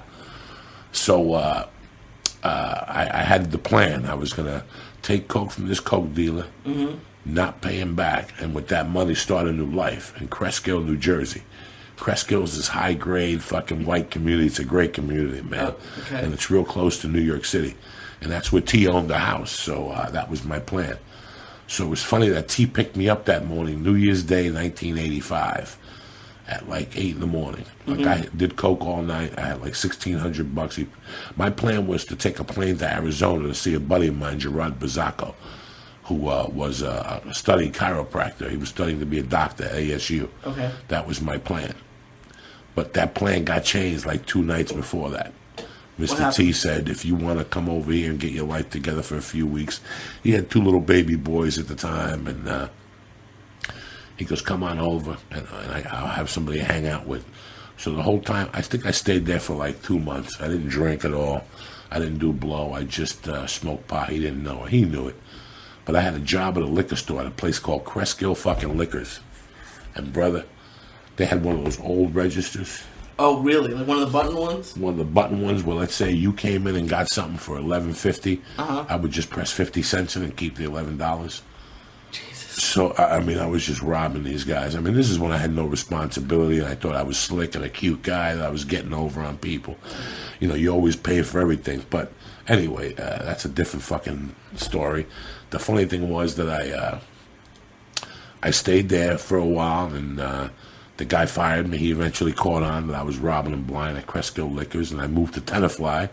Then I got arrested in Tenafly for possession of whatever, and then I finally got the balls to move to Colorado. But it was funny because one time T said to me, listen, man, I tried to give you a life. We're done. Don't come back here unless you drive back in a fucking Cadillac. He goes, don't talk to me unless you come back in a fucking Cadillac. So I said, fine. And I think by 95, I called him back. Well, no. Once I got basketball, like in 98, I had the balls to call him back and tell him, hey, I got my life together. And I still was doing powder and shit, but I called him and I met him in Jersey at a comedy club called Rascals. And we've reconnected. We talk once or twice a week. And he's in Sarasota, and I'd like to go back to Sarasota, Florida, and see him. There's a club there called McCurvy's. So if anybody lives in that Florida area, Sarasota, please start calling McCurdy's. Tell them I want to come down there and rock the house. Plus, I lived in fucking Sarasota in 82. I went there on the Lamb. Yeah, you said after when you robbed the jewelry store. I went to Sarasota. And at that time, Sarasota was where boredom was fucking invented. You understand me? I mean, it was fucking boring. There was one movie theater and The Road Warrior was playing. The Road Warrior and Rambo, the first one. Oh, wow. And movies. And I would go every day to watch either one of them or both of them. That's what I do every day. I go to Barrio Nietzsche, which is a black neighborhood, and I get weed, me and Gary Hartman, and then from there we'd fucking shoot to the movie theater. I was living with Gary. His mother was fucking cooking for, I mean, it was a crazy month and a half, but what are you going to do? The church of what's happening now, bitch. Number 4, calm as a motherfucker. You're always going to pay for it. Remember, nothing is free. You're always going to get a fucking receipt. So if you do something in 83, they might cash it back in 2012. Look at, my wife is pregnant. Here I thought for years the feds were going to kick the door down for something I had done. Somebody did whisper in my ear, my wife, she's like, guess what? You knocked me up, chubby. I don't even know where the fuck she's at. She's still sleeping. When I woke up at 5, she was wide awake. Oh, wow, yeah. She was on the couch watching fucking Discovery Channel, something about guns or some shit. Yeah, TV that late gets creepy. It's weird. Well, last night we were at a friend's house for dinner, and she was almost falling asleep because the History Channel was on. And when she got in the car, I go, Jesus Christ, we started talking, and you woke right the fuck up.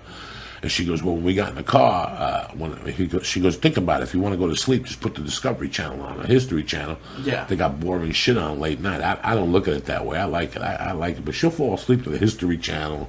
That's with all these motherfuckers. Don't forget, for all your little fucking cat treats, these are right here. Temptations. This is the dairy flavor. These motherfuckers go crazy. Except now, I don't know where they are. See, when Terry's fucking sleeping, these cats don't come out, dog. They're mama's cats. So right now they're trying to work out. Look, one cat came out. That's my girl, Gray. Come here, Gray. Say hello, cocksucker. Gray learned from yesterday. Oh, there's Harry Warren. Come on.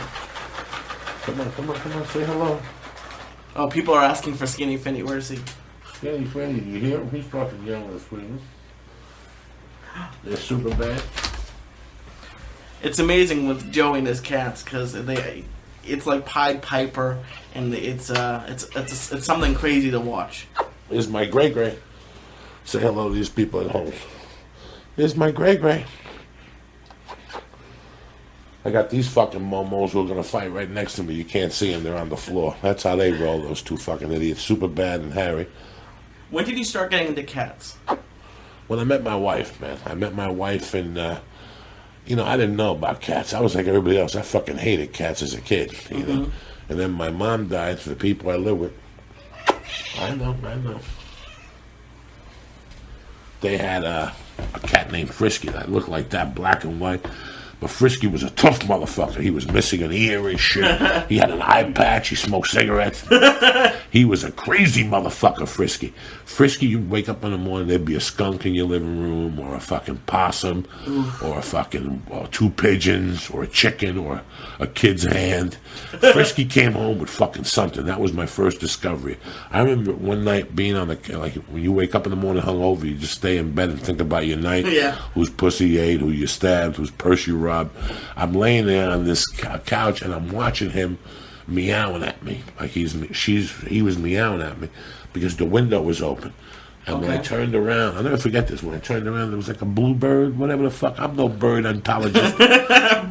There was a bird with fucking wings on or whatever. And Frisky kept meowing through the window. The window was half open, like the screen. I swear to God, man, I got up to puke or whatever it was. About an hour later, that fucking same bird was on the front doorstep, dead, decapitated. Jesus. Frisky was that type of cat. So I met Frisky, and then I didn't have contact with cats for close to 10 or 15 years. I had dogs. I had Hercules. I had the black German dog. I had a couple of dogs. My wife took Hercules. He was my little German shepherd that was bad to the bone. My wife took that motherfucker. Those are beautiful dogs, man. This guy was beautiful. This guy was really beautiful. He lived through, it was tough because I was getting chased by the cops. I had Hercules since 86, and obviously I got in trouble 88 and 91, then we got separated. So Hercules went through all this, but Hercules is very good. I don't have any pictures of him. He's a beautiful German shepherd. Then when I met Terry in in 2000, she had Finny. Okay, oh she wow, had Skinny Finny already. Skinny Finny was a year-old kitten. And you know what? I liked him. At first, it was hard. We used to have wars because it was like that was his mother. It was like a stepfather moving into a fucking house. Really? Yeah, it was hard. He used to bite me, and he didn't like. But I always played with him. Oh, okay. And now, I look at Finny, and it's like he's the longest male that I've had around me as a kid or whatever, a pet. So in reference, he's my child. He's my boy. That's crazy. He's been around me for 13 years. I've woken up with Finny every day. When I met them, he was just a little fucking kid. And it's weird because cats are weird. And listen, man, animals are weird. I mean, some people don't like fucking snakes. I dig it. Some people don't like parrots. I dig it. It's whatever you fucking like. But you know what? I like every animal. I mean, I would feel uneasy with a snake in my house. Maybe, maybe not. I'd feel bad for my wife or the kid or whatever the fuck. But I like animals, so no animal. I'll find the beauty in a fucking animal. Absolutely. I'll find the beauty in an animal. That's no biggie to me. And these cats, I'll tell you, I wouldn't know what to do about it. Somebody just sent me an email to the Beauty and the Beast page about they lost a cat. How would I handle it? And my answer was, I look at my cats every day, and I say to myself, I say to myself, I don't want to outlive them. Because the pain's going to be too much. Yeah. When I lose Superbad or Finny or Harry or Demi, I mean, I don't know what my world is going to be like because I get so much laughter and satisfaction from them. Yeah. But I do that if I had a dog, a Chihuahua, a pit bull. You know what I'm saying? Like, if somebody came to me and said, "Dog, I got to get rid of this dog," I would probably take him. I don't care what. He's an animal. He's a human being to me. I don't know. I feel weird about animals. Yeah. But I don't know what my day would be like without these cats. I'm telling you this as reality, as honest as I can be. I don't know what my day would be like because they take half the pressure off my day. And people who are animal lovers know, or animal owners know, that you could be in the worst mood of your life. You could walk in and the dog wants to go out and he keeps bringing you the leash and just about you're about to stab him. You look at his beautiful eyes and you go, I get it. Yeah. You know, if this was a human, I'd probably stab him. But this dog, this cat, they don't want nothing from me. They don't want money. They don't want me to go on a date. There's no bad intentions. All they want from you is love, you to feed them and take them out or walk them. You know, I can be honest with the general public here. My whole fucking day is revised around these animals because I want to come home every hour. No matter what I'm doing, I want to be around every 2-3 hours just to check in, say good morning, feed them, give them a treat. They're part of my fucking day.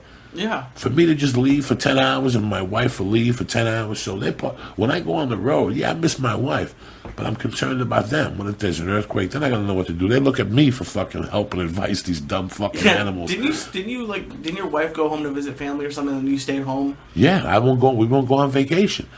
Because that's a commitment I made when I adopted these animals. Yeah, I'm going to have to now. With the baby, we've left for 3 or 2 days and gone to Tennessee together, or I'll go do comedy, or she'll come with me to go do comedy for a few days. But we've never really left for 7 or 8 days because I worry. I can't put them on somebody else. Yeah, now, can cats... Because I had a dog back home, and you can bring him to a kennel when you go on vacation. Do cats do that? Yeah, you can bring them to... They have tons of places. Okay. You know, but cats... The reason why I get along with cats so much is because they're only fucking childs like me. You got to consider that they want to be alone. These cats sleep 16 hours a day. Mm-hmm. They're only awake 8 hours a day, these motherfuckers. But they can just fall asleep in and out quicker than fucking we can. So what they do is they take little power naps when we're not around. But when I'm home, as soon as I'm home, I just got to mess around with them. Who's over by you? Nobody? It's Gray. With just Gray? Yeah, they're over there torturing Terry right now. They're trying to get Terry up. What time is it? It is 6:45 a.m. Yeah, they're trying to get Terry up. Put on back to the hotel. I got to go get something to drink. I'll be right back. Don't go nowhere. Welcome to the church of what's happening now. I'll play something from Aerosmith. Holy smoke, number 1 has gone down. I just got to get a sip of something. I'll be back, bitches.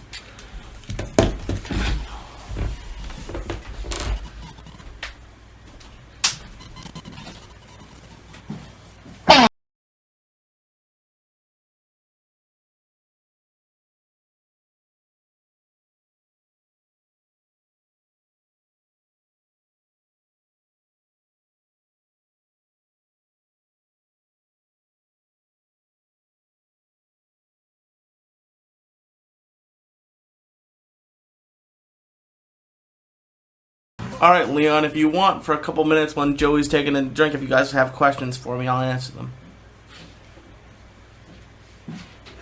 What's going on? Oh, they asked me to answer questions, so when you were gone, I was going to answer some questions. Don't be answering no questions. Minnie Finney here for you motherfuckers. The man of steel. This is my oldest son right here, Minnie Finney.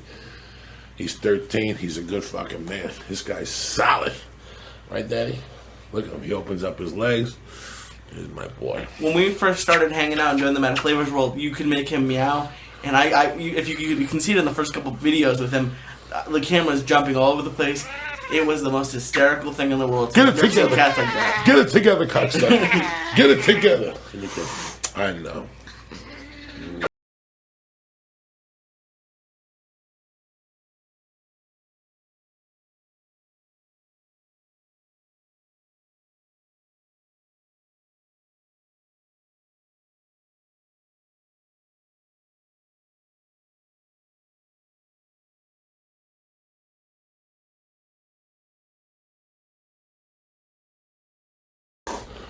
This Skinny Finny from the... He knows Skinny, you know...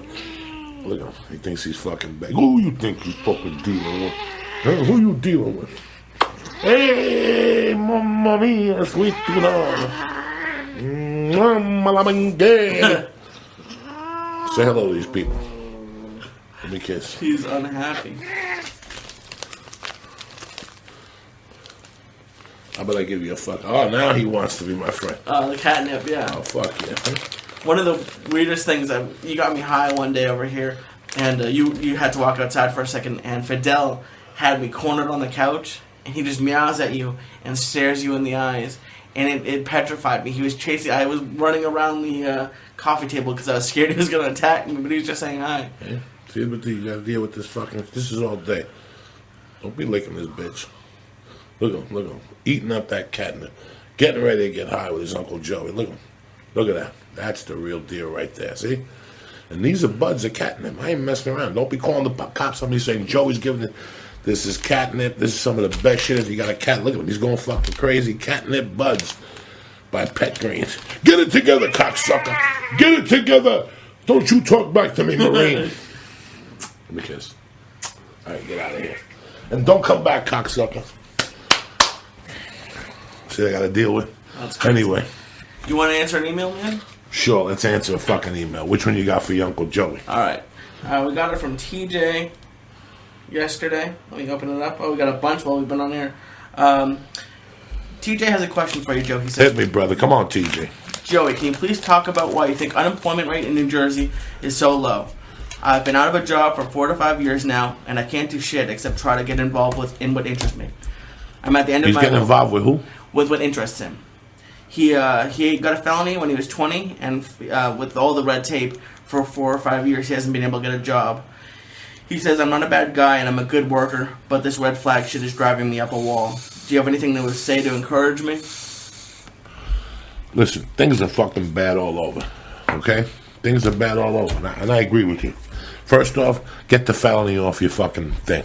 Stop with the felony. There's no felony. Once you walk out of prison or once you walk out of that courtroom, there ain't no fucking felonies. It's over. They don't need to know. They're on a need-to-know basis. If they fucking find out, then they find out. Who gives a fuck? But you got to go for broke. As soon as I walked out of that prison, I don't know what felony they were talking about. I don't give a fuck. Until recently, I wasn't going to work with kids. I'm going to take an assistant coaching basketball job with kids. Did I tell you about that? Yeah, the YMCA. Because I wouldn't do it because I was scared that they're going to find out. First off, I'm a different person was when I had them. The only felonies I have on there is kidnapping, the only one. Aggravated robbery. I got an assault up in Seattle, shit like that. But there's no fingering little kids in the ass or taking or pulling a Sandusky and none of that shit. Not to mention when all that shit went down, you know, I was a different fucking man. So you're a different man now from whatever felony or whatever probation you got. So get that right off the board. You paid your due to society. Now you move the fuck on. You've been unemployed how long? 4 or 5 years. Well, we got to get it together. It's time to kick it up a little bit. Obviously, you're not trying hard enough. A year ago, I got an email from a fucking little Jew kid asking me if he wanted to do videos. And a year later, we're doing a fucking podcast together. We've done 2 testicle testaments, and we lost 2 or 3 of them. We've done a CD, we've done a documentary, we've done videos. We opened up a new chapter of work for ourselves. Yeah. I know that you want to, there's no work, so you might as well do what the fuck you want to do now. If you would have started collecting cans a year ago, right now, you would have had a huge can collecting company. So the quicker you start something, that's what this is all about, this economy. This economy isn't about, well, I'm going to sit around and find a job. No. They're doing you a favor, this economy, because they're making you do what you really fucking like. Now you could do what you really like. You got nothing to lose. You're not working. So you're not making money. So you might as well do what the fuck you want to fucking do. Whether it's stand up, whether you want to fucking, I have a friend that's unemployed, and I keep telling him that, listen, man, I was out there for years, so you can't bullshit a bullshitter. There's a job up here where people sell warranties on the phone. This is an actor community here. This is actors and agents, and so not everybody could work a fucking full day. People go to auditions, so they have all these jobs out here. I did this dumb movie, and I played the cameraman. Yeah. And the producer on that has a great story, one of the best stories I've ever heard. He was 49 years old, and he was addicted to crack and coke, and he came out of a rehab at 49. 49's an age. 49's how old I am. 49's an age where you look at yourself and you look at what you got left. You're like, fucking, the average age of a man is 74 years old. Yeah. I basically got 15 years. What is it that I really want to do? So this guy started selling tape on the phone from a rehab with no teeth in his mouth. He couldn't take a job that you had to see him. Yeah. Because he had no teeth from the crack. So he had to get a fucking job that you couldn't see him. So he started telemarketing. For starters, he started a whole new career at 49. Yeah. He was something else. He was an ass juggler or whatever the fuck he was doing. And now he went in and he worked for a company. After 2 or 3 years, he said that he took a bus.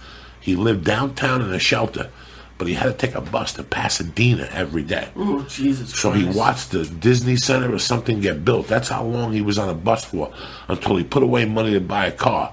And then after that, he decided that he had learned to sell tape. So he moved into his girlfriend's garage, right? And he started his company in the fucking garage. And he goes, at that time, he was making so much money. It wasn't even about putting the money away. It was where to stock the tape. That UPS couldn't come to his house that much. Wow. That it was killing the trees on the block. It was destroying. And he had no credit. So he had to put away $100,000 for a security deposit for a warehouse. Because he had no fucking credit, this guy. Listen to me. $100,000. And it was a while ago. So and it was he was getting $10 an hour. So he said for months he only ate potato chips and something else. And fucking put away money until he bought that warehouse in Glendale, until he got a down payment on. Hence, 12 years fucking later, at 62 years old or 13 or 14 years old, he gets $8 million from 3M because he becomes one of the tape guys. So he signed an agreement where he couldn't open up, he couldn't go to work again for a tape company. He had to wait 5 years or something. Okay. So he recently opened up a tape place in Van Nuys.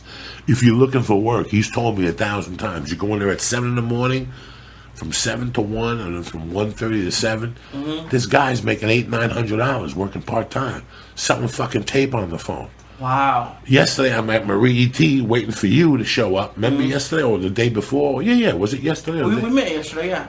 But I got there late yesterday. No, I got there late. It was the day before. I had to meet somebody. I was there writing, and some kid came, and I asked him, I go, what do you do for a living? He goes, for a long time, I was here for 6 months. I couldn't find a job in production. So he goes, I'm selling warranties on the phone. I was happy to talk to him. How long have you been there? He goes, about 9 months. I go, you like it? He goes, dog, I'm making fucking bank there. I go, did you ever do it before? He's a young kid. And I go, what shift do you work? And he goes, I work from 12. There's a different company up in Van. All these telemarketing companies are in Van Nuys. Yeah. Okay. So they have tons of them up there that you go in at 7 in the morning. You go in right now and be out by 1 and make $600-700 and have your whole fucking day ahead of you. What the fuck is going on over there? Is that you? No, that's one of the cats. Which one? That's Gray. She's just hiding. Wait till she fucking gets electrocuted. You're like, and all of a sudden you see a cat go up in the air. Wow! And that's the end of that shit. Stop fucking around back there, Gray. But if you really want a fucking job, they're out there, guys. I know what they tell you, 8.4 unemployment, 8.7, and that I understand. And that's for people who are engineers, who are skilled workers, or skilled labor, or whatever. Listen, there's jobs out there. Go be a fucking Mexican for a week. I'm sure when they jump a fence and come from Mexico, they find a fucking job or they go down to Home Depot. If you really want to work in this country, there's fucking work, guy. Oh, yeah. I don't give a fuck what anybody says. And I'm not insulting you in Jersey, especially in Jersey. You could pay somebody to get you a fucking job. So, you know what? You're talking to the wrong fucking guy. There's work out there. You just got to become a Mexican, go out there and find it. Get up at 7, brush your teeth. Shine your fucking shoes. There's a lot of people go looking for jobs at 11 o'clock or 12 in the morning. I never understood that. You gotta get the fuck up. Oh, yeah. You gotta get the fuck up and comb your hair and put on a shirt. And you know what, man? I've slept in fucking cars. The guy I sent the email to, I got an email from a guy yesterday. This is the last 2 years he's been emailing me. He's in a bad position. He's in Florida. He's living in his van. Well, so did all of us. You got to get up and you got to justify your fucking existence. You got to get up, smoke a half a joint, and figure out your plan. What is your plan? I'm going to live in the van for 3 months. Ooh, there's the first fart of the morning. I hope you guys enjoy it. I'm creating a system from the podcast that you can actually smell these motherfuckers. It'll come up over your speaker like YouPorn. You know what I'm saying? Like a YouPorn has that. You press a button, you can smell the pussy and the lady's feet. It's fucking tremendous. Anyway, Lee, when is this podcast going to be up? The video's up. I submitted the last one to iTunes, so I'm hoping by the next one we do, that'll be up. But if you want, you can go to our RSS feed, which I know everyone from Death Squad is gonna find hilarious. But if you go to, let me find the exact website for you right now. But it's on Libsyn, and we have a website where you can download them. But I'm assuming if you listen to this one, you're gonna be listening to the last one. Let me find the website, Joey, really quick. What page you looking for, cocklicker? Everybody's sleeping on Twitter this morning. What's going on? Everyone has the day off. They're sleeping in. Everybody's fucking sleeping hard. I don't mind. I love it. I love that you motherfuckers sleep. I'd be up early getting out there and shit. We got to get over to Denny's before the church crowd, the fucking satanic church. Don't they go to church on Mondays, the Satan people? I don't know when they go to church, man. That sounds creepy. So, yeah, if you want to... If you want to download the audio before it gets up on iTunes, or you have Droid or a weird MP3 player, if you go to the Church of What's Happening Now .libsyn.com, then you can go and download the straight audio. And yesterday's is up, and today's will be up later today, but hopefully it'll be up on iTunes, and then eventually Stitcher in like the next couple days. And I want to thank everybody who fucking supported me on Testicle Testaments 2 this last weekend, and Testicle Testament 1, and the CD and the documentary on fucking Amazon. I mean, we've done this together, but you guys are the real fucking test. Call the number, Lubes. I'm going to have my buddy Jimmy Lubes call in, so call that number I gave you, right? Right now. Bye. Joe, people are asking if you're ever going to do gigs in Europe. And who what? People want to know if you're ever going to come to Europe. And who what? Sorry. Yo, yeah, you. What was your question? No, just call that fucking number. He doesn't have a passport, so probably not. All right, bye. What? No, I can't do fucking gigs in Europe until I get my passport. You guys know that. I got no fucking passport. How am I going to do a gig? How am I going to get on a plane? What do you want me to do? Sit in the fucking tanker in the back with 3 Chinese people and go the other way? Stop it. That's too much fucking action. I'll be there, though. I'm going to come to the UK. I'm going to come to fucking Ireland. I'm going to Melbourne, Australia. I'm going to Sydney. I got a couple spots. I got some people I got to fucking visit. You know who the fuck you are. I got some freaks in Hong Kong that want to sit in the living room getting it on, and they ain't leaving till 6 in the morning. So what you want to do? Where's this motherfucker? He's supposed to call up? I don't know. We're waiting. I love this vaporizer. People ask me all the time, Joey, what vaporizer is it? It's called Eureka Vapor. The reason why I went back to the vapor, for 8 days I didn't smoke reefer, because I spoke to a referee, a friend of mine, and he was telling me that ever since he stopped smoking, his lung capacity got better and stuff. So I wanted to give it a shot. So I didn't smoke. I was smoking just this vapor. This Eureka Vapor is the shit. You take it in every week. They install new oil in it. See, you turn it off. You go 1, 2, 3, 4, 5. Beep, beep, beep. And you can turn it off like this, and then it breaks away from the compartment. They fill this up, and every week you go in there. I think it's $40, and they fill it up with an eighth of fucking weed or something just ridiculous. That's crazy. That's my man right there. There he is. Jimmy Lubes. What's up? Stuttering Lubes calling here. What's going on, buddy? How are you, my friend? No, good. Jimmy Lubes is a documentary. Jimmy Lubes is one of my childhood brothers. I love this guy. You know, I was thinking about Lubes the other day in 83 when I left a half ounce at your house, and you went into the city, and I went and woke your mother up and took it out of the jacket and shit. Could you imagine the next day you get home and your mother's like, your friend was here at 4 in the morning. He wanted something out of the jacket.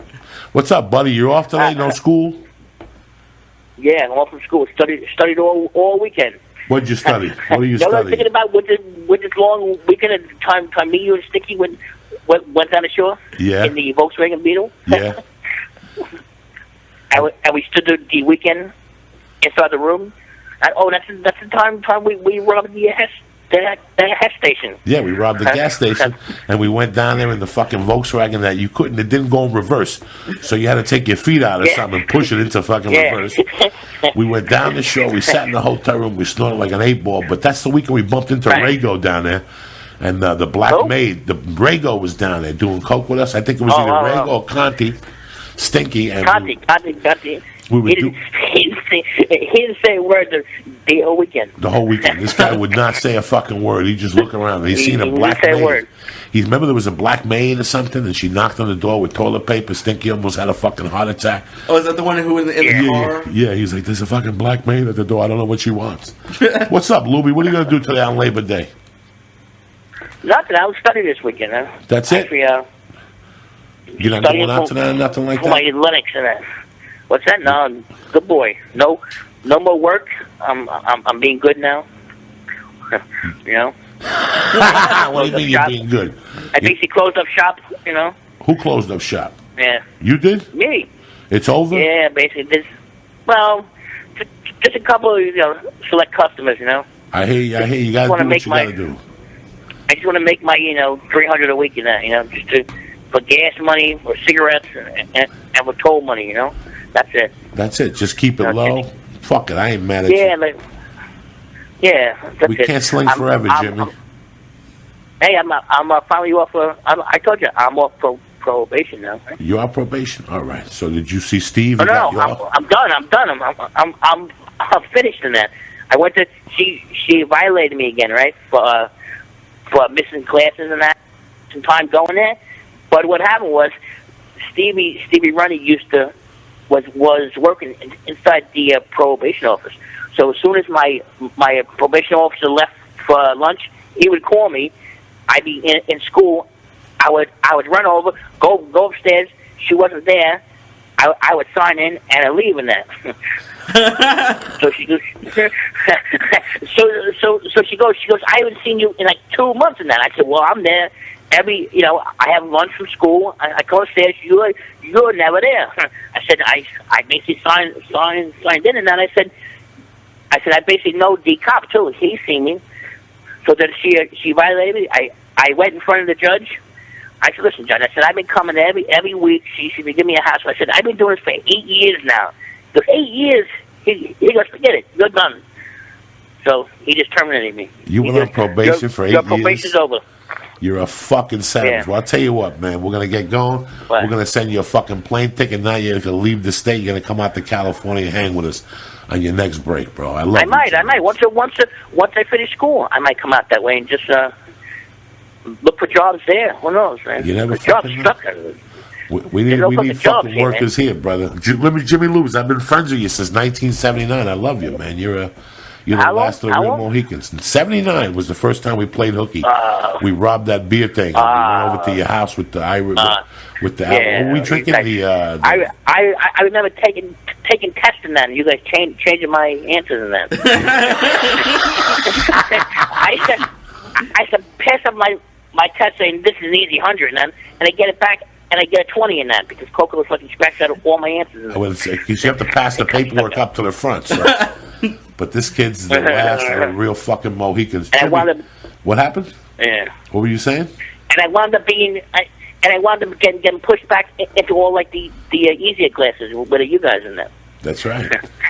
But you ended up going to MIT. You're a smart motherfucker. You're a bad dude, dog. Yeah. They don't even make them like you no more. You know what I'm saying? That's it. And JIT, graduate. Don't forget about me. I'll give you a call during the week, Jimmy Lou. Next week we'll talk too. You got it, buddy. Every week you're going to call, and I love you, buddy. Have a good week. Kiss your mom and dad. What are they making today? What are they cooking today? I'm going to have to get some adventures for you then. Some what? During the week. Okay. I can give you stories about my dad. That's unbelievable. He's getting worse and worse. Oh, please. How old is he now? 86. 8? And you still take him to the track every day? 86. Yep. He's got one more good fight left in him, he said. One more good fight. I'm saving it. So, be careful. One more good one, he goes. What's your mom cooking today? Anything good? Today? Today's, today's Monday. Yesterday she made homemade raviolis and that. My brother and his son came down. Oh, that's fucking nice. And your mom's one of the best there is. One of the best there is at fucking cooking, dog. Nice. From the chicken cutlets, everything. Parmesan, the garlic meatballs. Bread, nice. Ooh. Made a salad. I said, who wants a salad when they have raviolis, man? Sausage. And, Hey, and the goddamn Blenti bread. The hot Blenti bread yesterday. Nice. Oh, now you allowed to smoke reefer again? Yeah. Oh, shit. I never stopped, though. I only had that for like 3 years. They kept on violating me. They kept on saying, you failed tests and that. Come back. So it took me like 8 years to do like a 3-year stint in that. Fuck. I just should. Fuck. All right. I love you, buddy. Have a good week. All right. Stay black. Let me explain something to you people, for you people at home. I started hanging with this kid in '79, like a month before my mother died. We robbed a beer truck. Yeah. Now explain that, because people don't know what you mean by that. We didn't rob hijack a beer truck. We in the old days, people would pull up with a beer truck, go into a liquor store by themselves. We'd watch you, and then we'd follow you for a couple blocks. And when you unloaded like a lot of cases of beer, we'd go to one side, open up the latch, take a case of beer, put it in the fucking car, and take off. When you're 16, 15. Or we'd take it and run. And if you chased us, then we'd rob the whole fucking truck. Yeah. So you had an option. So most guys just let us rob a fucking a beer truck. Just would let us steal a case. So me and this kid robbed a case of beer like October or September of '79. And we got anisette and vodka. And we shaved ice. Okay. And we put it in a rock glass. We didn't know what the fuck we were doing. And we went out. I had stolen cocaine from downstairs in the basement that my mother was hiding for somebody, like a couple pounds. I was a sophomore in high school. And I took the bottom out. And I went to his house, and we drank the beer. It was quarts. Okay. So when you steal a case of quarts, they're warm, so you're fucked. Ugh. They take a longer while to chill. So we put them in the bathtub. But we had a little bit of money, and we got the vodka. And this is '79. We're sophomores in high school. We mixed the vodka and the peppermint schnapps together, and then we sprinkled the Coke on top. We put it in the freezer. We didn't know what we were doing. We were just stupid kids. But it was weird because there was a gang of kids called the Little Boys. There were the boys and the little boys. And the little boys didn't fucking like me because I was a druggie. I was kind of crazy. But Lubes was part of the Little Boys, and he always hung out with me. He didn't give a fuck what they said. Even though his brother was in that gang and all that, Lubes still hung out with me. So what happened was I was put into the Little Boys, and then I had a party at my house. And I invited people from outside circles, and the Little Boys got mad at me. Okay. And I'm like, fuck you guys. I can't bring my friend. I'll get the fuck out of here. I just got to be with 16 guys, and they wanted girls, and they sang in a corner, and they all hugged each other at the end of the night. I want to get my dick sucked. I don't want no guys fucking hugging me. Yeah. But out of that crew, Lubes is the only one that always hung out with me. So it was weird. We graduated high school. We both got into crime, even though he's a genius, and he went to like MIT. He was working at a gas station, Hess as a manager. But all those binds I got into from 81 to 85, I talk about, and 87, and when I went back in 94, all I got to do is call this kid, and it's over. Yeah, you said you call him anytime of night. Anytime, any day, He's my right hand for years. He was my little brother. And till this day, he's a tough kid. He doesn't get along with a lot of people. I still back him 150%. I'm friends with everybody, but I back him 150% because I can't start to tell you. I mean, I could tell you stories of me going to New York and it being cold out. I got to do a set in the city. And I'm still strung out on coke. Like, I want to get coke that night. And he would fucking pull over with his car, give me a ride into the city, give me $20, give me a rock of coke, and give me a couple Valiums. If that's not a friend, I don't know what the fuck is it, So, it's just amazing how lucky I am to talk to somebody that I grew up with. And I don't just have him. I have 10 other guys that I still communicate with on a daily basis. We're going to talk to Roger. We're going to talk to Avillo on the show. These are guys who made me who I am. Like, I can't move forward unless I talk with them. This last week we did a testicle testimony about making people proud of you. Yeah. People that you fucked over proud of you, It's such a great feeling. You can't give them money. There's nothing you could give them. But to make somebody proud of you after they wrote you off is a very big fucking gift in life, So it's amazing. That's all I want to do with these people is keep them in mind that, listen, I don't want to be rich. I don't want to do nothing. I just want to be happy. That's all the church of what's happening now is about, is being happy and getting you motherfuckers off on your day, because that's what it's all about. It's what happens in that first hour of your day that gets the rest of the fucking day going. If you have a shitty first hour in your day, oh, yeah, you're going to have a shitty fucking whole day. I don't want that to happen. That's what I'm here for, to avoid that. We got the music, we got the reefer, we got the conversation, we got Leland, we got the fucking cats, and that's it. It's Labor Day. What are you going to do the rest of the day, Lee? The rest of the day, man, I'm going to sleep, and then one of my friends is going to have a barbecue over in Culver City. I'm going to go there. You're going to go there and have a good time, okay. I'm not going to do dick. This is it. I'm going to take my wife for a nice long walk in the park to get her moving today. We're not going to do nothing. My wife did enough yesterday. When you're fucking pregnant, man, things change like this. I mean, I look at her eyes, and my wife's got beautiful blue light eyes. So sometimes you look at it and you're like, oh, that bitch is doing heroin because her eyes get big. No, my wife would never even look at a heroin capsule. This is just that she gets tired. And since she's been pregnant, we could be doing something 1 second, and the next fucking second, those eyes get pinned on her, and you got to take her home. I got to bring her home, man. Yeah, it's tough on her. It must be crazy, man. And today, I got a spot at the Laugh Factory tonight. Oh, wow.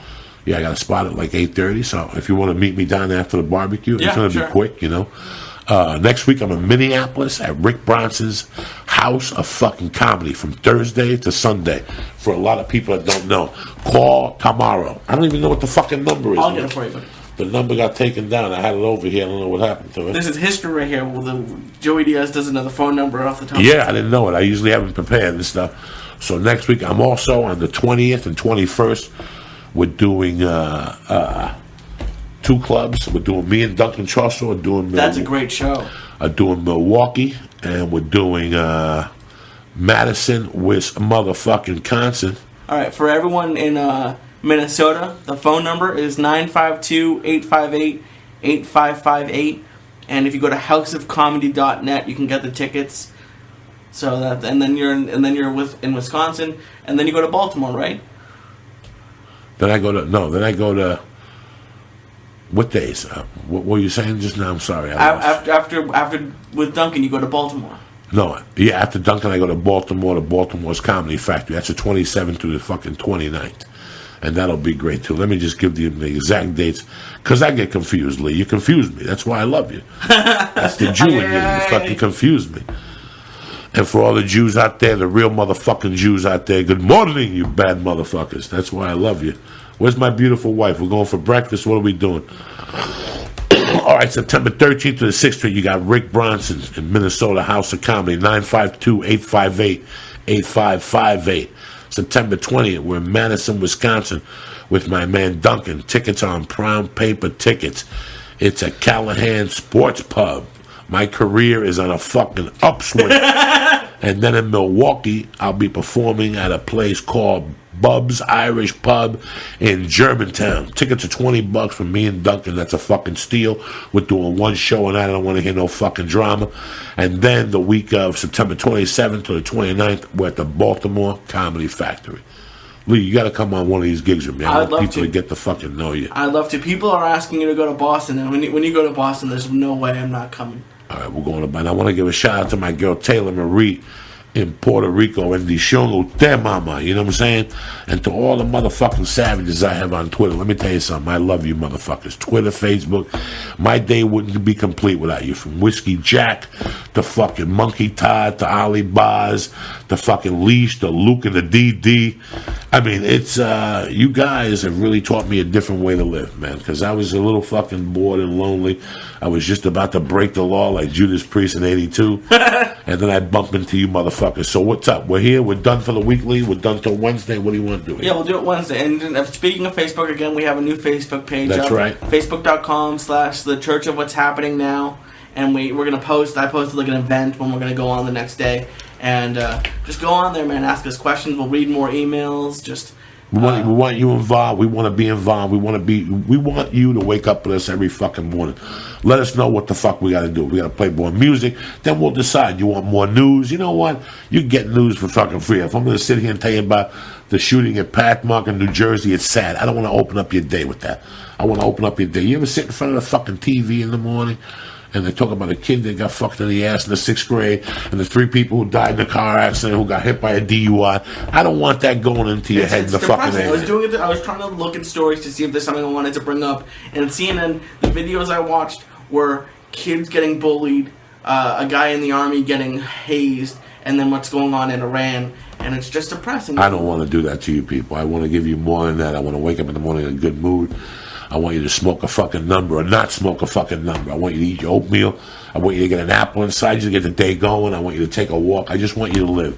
That's what the Church of What's Happening Now is about, bitches. And when you want to watch a movie, right? A Bruce Lee movie? Don't forget about the Chinese Connection. I'm going to be checking emails and see what you motherfuckers think. Watch Bruce Lee's performance.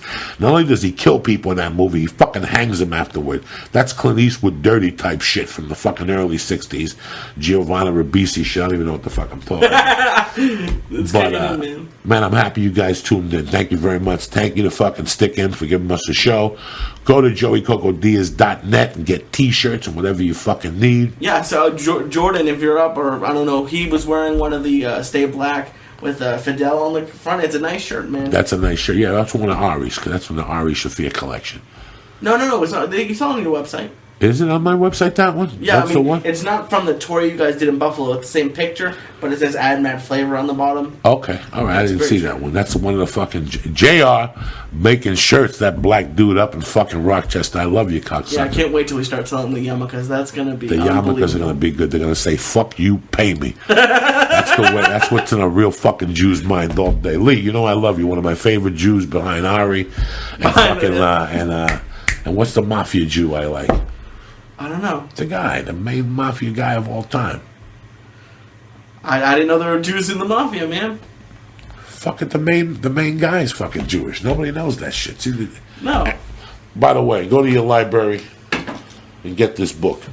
This was given to me by Felipe Esparza. This book is like $300 online, but you can go to most libraries and read it there. They want you to take it out. It's called The Pleasant Avenue Connection, when it explains when the Jews ran thing, selling heroin in the 60s in New York. So this is how deep my Jimmy goes. I just don't talk shit. I do the fucking work. You know what I'm saying? Stay black. Have a great Labor Day with your family. Fucking God bless you, motherfuckers. Have a great barbecue. Powder your balls. Go out there and do what the fuck you want to do today. Stay black. I love you, motherfuckers. That's awesome. For people asking, my Twitter is LeeSyatt. And Joey, we're gonna leave them with some "Sick as a Dog" from the Aerosmith Rocks. All right.